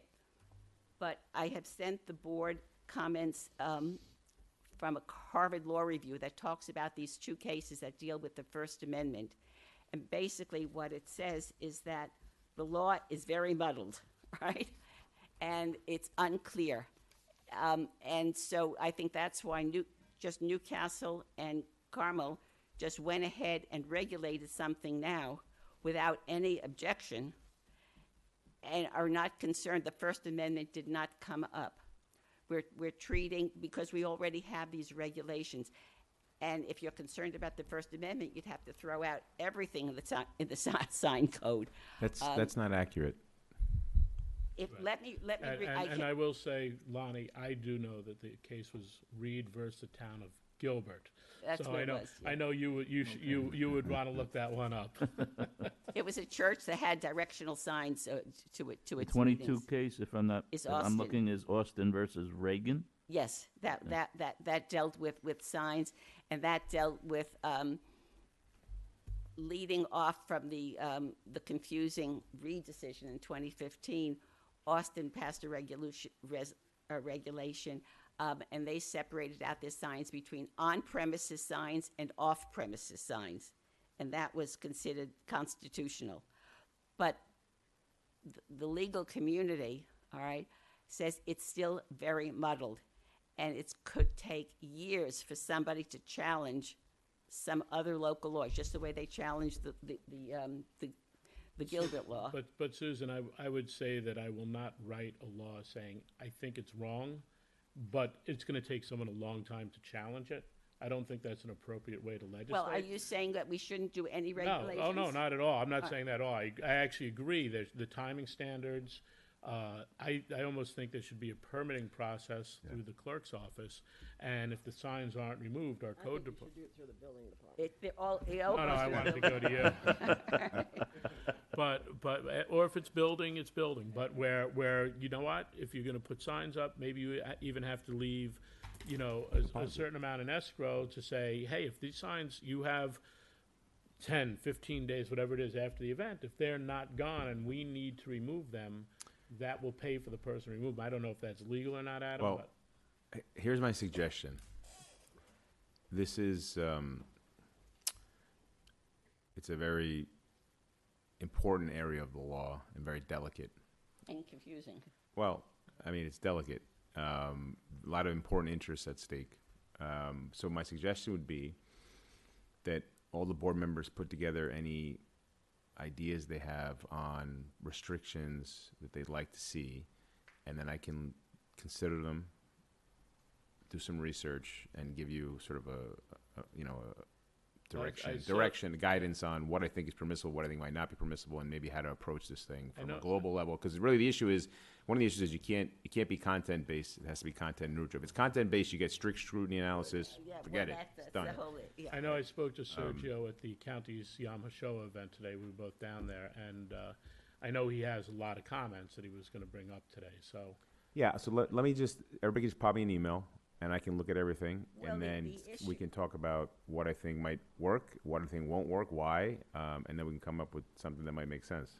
The issue is, and when I was proposing the regulations for these temporary opinion signs, which is the only category of temporary signs that doesn't have any regulations, I was saying if the sign has an event, now if you're doing an opinion sign, there's no time frame, but if it's tied to an event, just like a carnival would be tied to an event, an election is tied to an event. So it's X number of days, and I'm flexible whether you want 15 days like Carmel, 30 days, 60 days, whatever, in terms of how far ahead it could go up. Well, Susan, and then, my neighbor already has a Jan sign out. You got one vote, Jan. But this is 6 months before. This And is my someone's neighbor threw mine out This is during someone's recycle personal day. property that they decided to put out there after Jan got nominated. But So, do we send Jason out to go pick up that sign now? No, but- it's someone's personal property. But, You know, but if Jan was having a tag sale at her property, there would be restrictions on when she could put it up. There would be duration, location, and size if she was going to have a tag sale at I her got house. more compliments last year after the election on how fast the signs got picked up. It's a You know, no, Because it's both sides of the coin. No, it's Susan. true. I've had a lot of complaints over the size of some of the signs in the town, so. Okay, all I heard is that the town, everybody I talked to was very, very, they were very thankful that the town, I'm gonna say 90% of the signs were picked up within literally 24 hours. And that's And a credit- probably 99% of them within 48 hours. That's And a I got credit more that's compliments. a credit to the candidates. That's Yeah, a but- that's a credit to the it's a candidates. credit to my wife. All right. I remember when I was running, I went out the day after election and went because I remembered where the everybody signs does were it. and put them out. But we still don't have a regulation. All right. So we need a regulation for those 2% that don't do it. Plus how far ahead of time. You mentioned the signs. That's another a possible thing. And again, I'm flexible on the size of the sign. There are also, I think another regulation is sometimes we have on one property the same sign, 4 signs across the frontage that says, vote for Jane, vote for Jane, vote for Jane, vote for Jane, vote for Jane. That's All right. their prerogative. Well, do Susan? we want to regulate? It's okay if you say vote for Jane, vote for Tom, vote for Dick, and vote for Harry, all right? But I'm saying, do we want that? It's an aesthetic issue. These are the things I that think we that, need but comments on. I think that's where you get into the saying, Lonnie, you can't put out 6 vote for Alon Gilbert signs on your lawn. You know that, and I So don't let's think just- that's appropriate Okay, to so say. it. that's what a referral is for. That's what a public hearing is for. I think I recommend it go out for comment and also then hear Adam's comment and. Well, how about think, this? I would like to get everyone's, as Adam suggested, everything looked at. Let him go through the legalese issue before we even set it out. Because the one thing I don't want to do is set up for something like this, set us up for failure in putting stuff out there that he could tell us right off the bat is this is not legitimate, legal, and will create issues. Because what we've done is we've set a bar that we can't reach, and people will then, it'll be questioned as to why. If however, there is, and I agree, I don't have a problem with that suggestion. If however, there is some way or evidence that it's been interpreted in different manners, I think I would rely on your expertise on the board, being a clerk and a judge, and to be able to, and an attorney, to be able to get together with Adam on any questions, and I'd be more than happy to take legal advice you know, from you and with Adam to say, hey, this is what we agree on, this is what we disagree on, and this is why. Could I ask for a clarification? If we're going to ask for advice from our town attorney, are we asking him what regulations are you recommending are acceptable for temporary opinion signs? Or are you saying that in no way can we regulate temporary opinion signs? I think He you wants should. to research it. Yeah, I think There you are should. two separate issues. I think you should send me whatever ideas you have for modifying the code. It was sent to you. No, you sent me what you sent me. I think anyone else, All right. Lonnie just brought up, or somebody brought up permitting. Somebody brought up, there are other ideas. I Send me brought up whatever permitting. ideas you have. Well, no I can- temporary signs. Then the whole section of the zoning code that talks about temporary signs, if you're going to regulate and require a permit for temporary opinion signs, do you want to start requiring a permit for tag sales, for fairs and festivals? There's a whole category of all the other temporary signs. Right. Well, How can you say permit for some and not for others? That would be. Well, and that's something we need to That's look an at. argument so- that you can make, Right, so when you send your comments to And Adam. I just got a text message from my wife saying our Yorktown, I support the Yorktown Police Department sign is not moving off our lawn. So, you know what, That's a temporary opinion sign. That's fine. And there's no regulation. well, she's saying it's not that it's staying on our lawn. That was her It's comment. temporary means it's not affixed to it's not affixed to a Affixed to a building, building. I It's know. not affixed to a building, all right? Because if you have it affixed to a building, then you have to go get a permit. There's that distinction. Is that true? Because I think it's, building fence, there's a fence at 132 and 202. Well, the definition is not affixed to a building. Not building, affixed, and okay, I'm suggesting good. that And there- freestanding is not to affix to a building or a structure. There's also issues, and Clarifying that. obviously we can, I don't know whether they can't be in the town's right of way, for example. Right, and that shouldn't be. They Right. should be removed. Right. And That's not, that's But that's. Well, not even something we necessarily have to codify. Right. But let's, again, Right. we'll look at it all. But then, we know there's been confusion over, this is my property, but that's the town right away. So there might need to be some stricter, but I think that it shouldn't be on the path by the bike trail. It shouldn't be in our parks.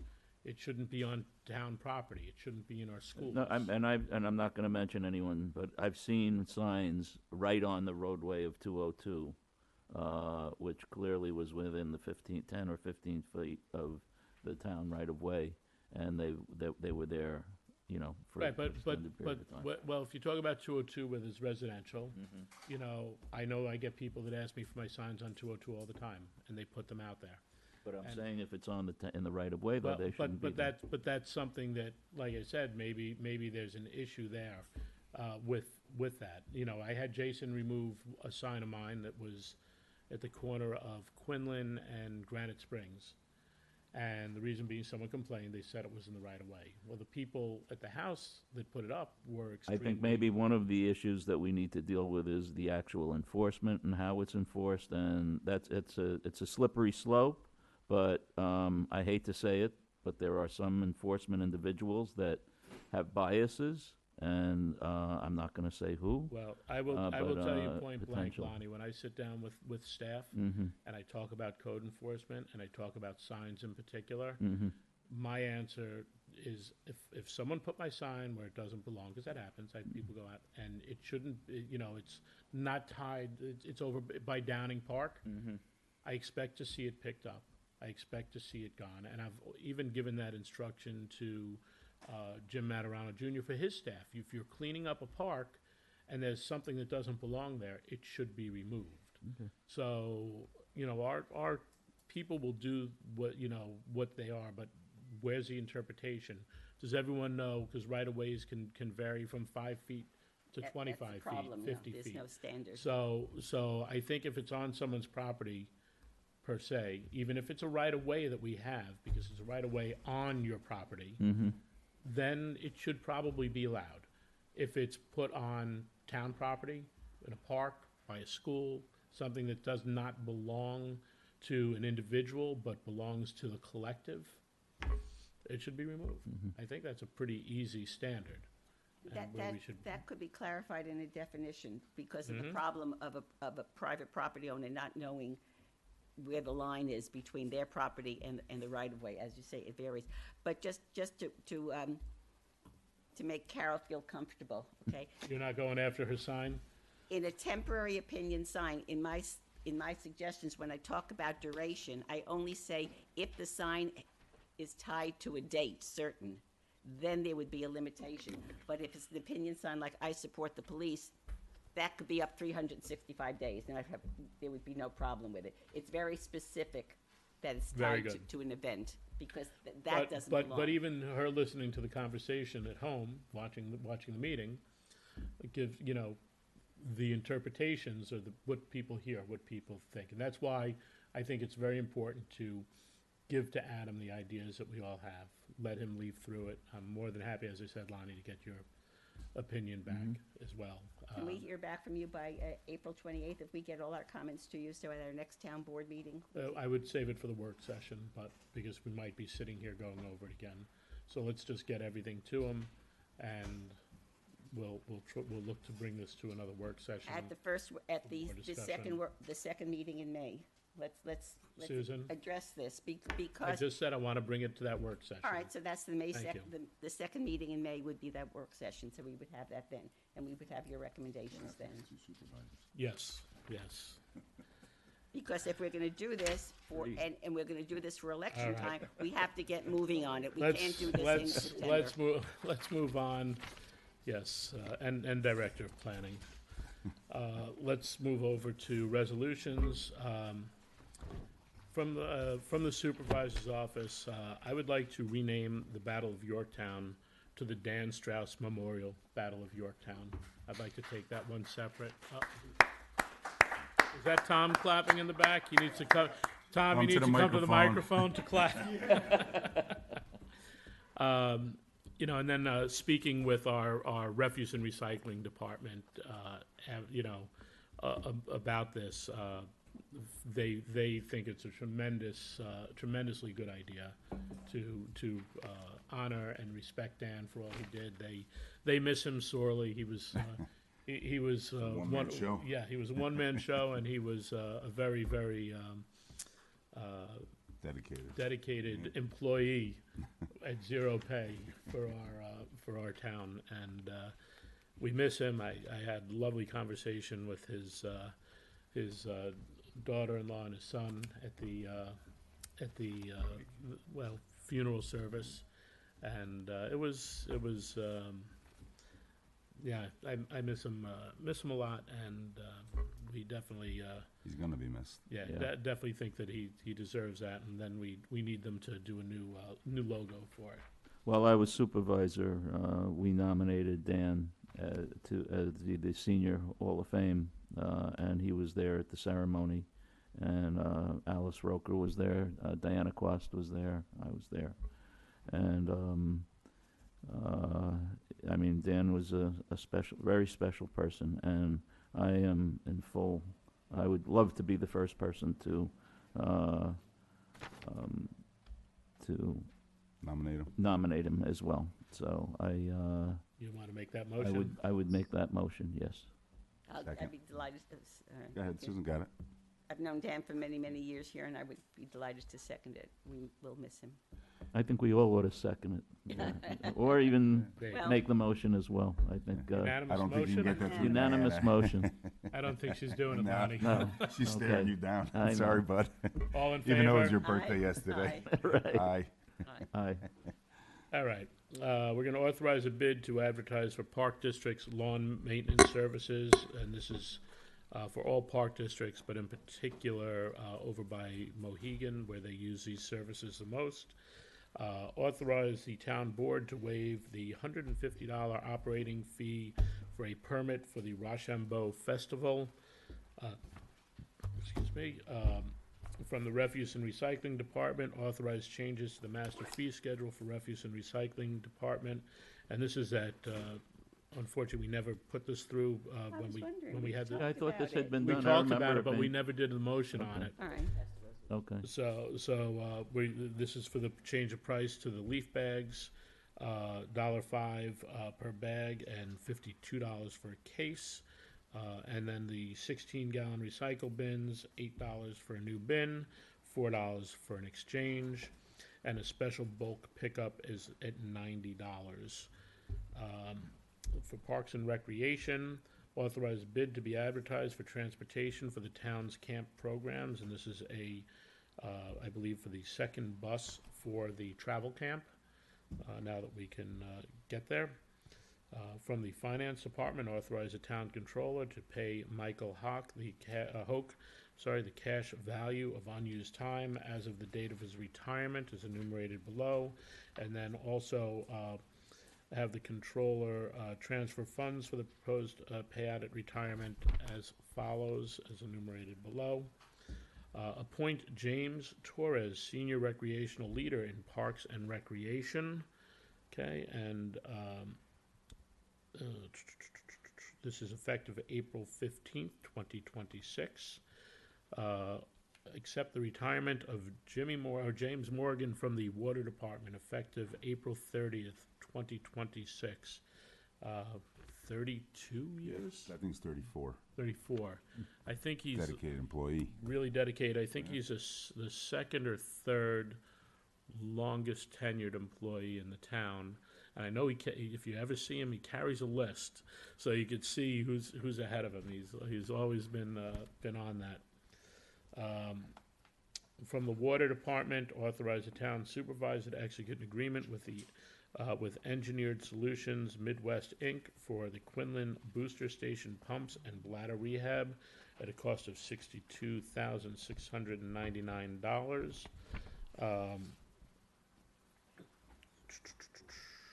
From the Legal Department, authorize the supervisor to execute an agreement with Murtaugh, Casu, Venditti, and Castroblanco LLP for provision of legal services. This is where we have a conflict, so they need to handle this. From the Engineering Department, authorize a bid to be advertised for the Justice Court HVAC installation. Approve the Ugana Wetland and Stormwater Management Permit number WPFSWPP-010-24, Town of Yorktown, New York. And this is for 354 Alden Road. Can you read that all for me, please? Sure. Dan, you like doing long resolutions, by the way. Wow, that's half my agenda right there. There we go. And It's still 10 o'clock. It's okay. can I have a motion on those? Motion. Second. All in favor? Aye. Aye. Before we do, since that's the last resolution, before we do an adjournment, I'd like to bring up two issues that are not on the agenda. Recently, we referred out a proposed law dealing with changes in how we fund the sewer districts. And we've gotten all the referrals back, and I'd like to schedule that for a public hearing as soon as possible. I asked Dan about it. I need to get the law format. Diana, you want to put on your list for things we need to? It's on my list already. Okay, so it's on her list, so we will get there. Can we give that a priority for me? And number two? And number two is we have been talking for many weeks about doing a study for to provide how we can provide supplemental funding to our ambulance force. Susan, and I'm I would like to sorry. bring this up. No, I need to stop you. What? We answered your email. We had a meeting. Whoever was there, I know our entire board was there. We had people from Mohegan, people from Cortland, people from Wyvac, people from Ossining, Peekskill, the county, and emergency services. And we all said we would come back within 2 months to discuss all the changes, not just your changes, and I think maybe Matt Ness sent something in. And I really think it is just so inappropriate to say, I have what I want, I don't care about the transparency, and I want to push this forward no matter what. We sat down, I think, Diana, you have minutes on it? I was gonna ask, were minutes taken? I don't know, okay. We don't have to do, like minutes. Right. You do have to note that you were But was together there- as a quorum to discuss that My issue. question, and I don't have, and I'll be the first, I don't have a recollection of whether, I know that Dr. Becker mentioned, let's think about coming back in 2 months. There was a consensus to come Was back there? in 2 Okay, months. I didn't remember and there in being. fact, I That pushed started, I that pushed that it's started with here, all the not there. VAX, Okay. not even the board. And It we'll started probably with the have to VAX be in the people. nutrition center anyway, because it won't be big enough. I think I said after Supervisor Becker made that comment about we'd beaten 2 months, then I said that we already had worked on something with the two VACs in Yorktown, and that work was already done. All of the options have been explored. There is only one option that remains viable to the two volunteer ambulance corps, which was seconded by Nick Franciosa from the Osning VAC. Did they figure out the districts in your report? Did they figure out the districts? you mean figure out? Well, we have to have taxing districts. Well, that's what there were multiple options to possibly study how to provide funding, all right? You could create a special district, a taxing district, just like we have for the Empress, for the ALS. You could have a budget line item in the general fund where we have That lines. was actually rejected. It was rejected. That was rejected. It was rejected. Long before we even had that meeting, having the fire districts cover basic ambulance services, that was rejected. So the only option that was left as viable is creating the ambulance district. So there is nothing else in the next 2 months to explore. Well, I would further expand upon the reason why I believe the budget line, and I think, it was someone from Ossining who brought up the fact that there's a budget line, it could be, it could. Peekskill. At Peekskill, it could disappear the next year, and that's just something that we can't, we Right. can't live with. And the other problem is if it becomes its own district, like the fire district, then it's totally out of our control. If they decide we're gonna build 2 new buildings and they get it through on a vote, then our taxpayers are on the hook for it, So what it boils down to is there's only one option. So the Mohegan Ambulance Corps, in conjunction with the Yorktown Ambulance Corps, has sent the board members a study outline which says these are the questions that we need to study to create the ambulance district. There are some issues because we're part in Cortland and in Yorktown, so there are issues on how the special district would be set up. There are issues to be decided how we apportion whatever revenue is decided that is needed, how it's apportioned between Yorktown VAC and Mohegan VAC, and then in Mohegan VAC, how it's apportioned between Yorktown and Cortland. Those are issues. We don't know if it should be apportioned based on population, on call volume, on assessed value. Those are issues that have to be discussed. There are governance issues. Who is going to monitor all of this? So with board? all that being said, Susan. These are the issues to be discussed. Mohegan Lake and Yorktown VAX, they were to go back and discuss all those. They did. no. They did We not. got it from They Mohegan. did not. Just because you have your answer and the No, way it's you're. not my answer. Yeah. It's the feedback from the two VACs plus discussions with Nick Francioso, discussions with Chris Bradbury down, who was involved in the Portchester Rybrook thing. Okay, it's a combination of that, and this reflects what the two VACs want. There is nothing. If you wait for 2 months to come back and have another meeting, you're going to say, yeah, we have to go with an ambulance district. And So these what? are the, If that's Well, what we do, what's that's what wrong we with do. 2 months? they've already decided What that. is wrong with 2 months, It Susan? wastes To make sure that it's done properly. What's It's wrong? done- What's what's wrong with done- doing it 2 months to make sure it's done properly? What has That's to all. be done properly? The VACs gave You the- have all the facts. No, Okay. I don't have the facts. Okay, I so need let- a, let- no. Hold on, VACs, please. This is both of you, waiting both two- of you. 2 Susan, months. I would still like to hear from Rich Becker and his discussions with his board. I would still like to hear back from Nick Franzoso. I would like to hear back from Richard Wishney. And I sent them, they had 2 emails. One, when I sent them, they had a scope of services. I said, please give feedback. When I didn't get any feedback, I sent them another one, and I said, would you please give feedback? And if I don't hear from you by the end of whatever the period was, I said, I'll assume you're okay with that. The only feedback that I got was from Nick Francioso, who wants the ambulance district as the only viable district. So there is no additional feedback.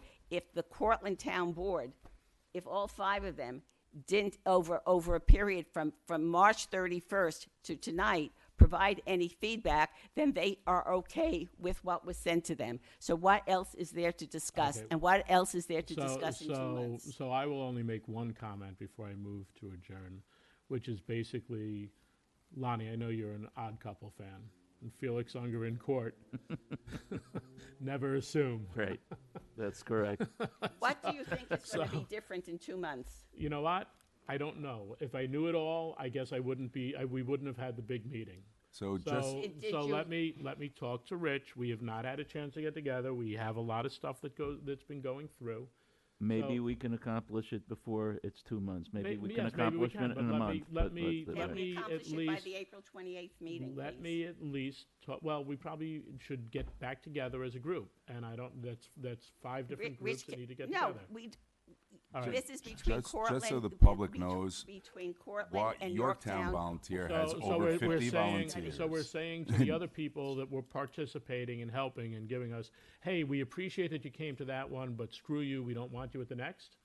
Is They that, didn't, they had. they could from- choose to from- not come they or had- come, but they They could be had an invited. opportunity to provide feedback, and if they didn't provide any feedback, one has to assume that they either didn't care about the issue, or they found that what was sent to them was acceptable. Or maybe they were busy and haven't gotten to it. So From can I have a March to motion, April- can I have a motion to adjourn? Motion. Second. All in favor? Aye. Thank you. Yorktown, Thank have a you, great night. Yorktown. Hopefully we see you all on Thursday for our library. Holocaust remembrance. Next We'll meeting's at the make sure, library. we'll make sure that's out there. I think our trustee reporter has that information.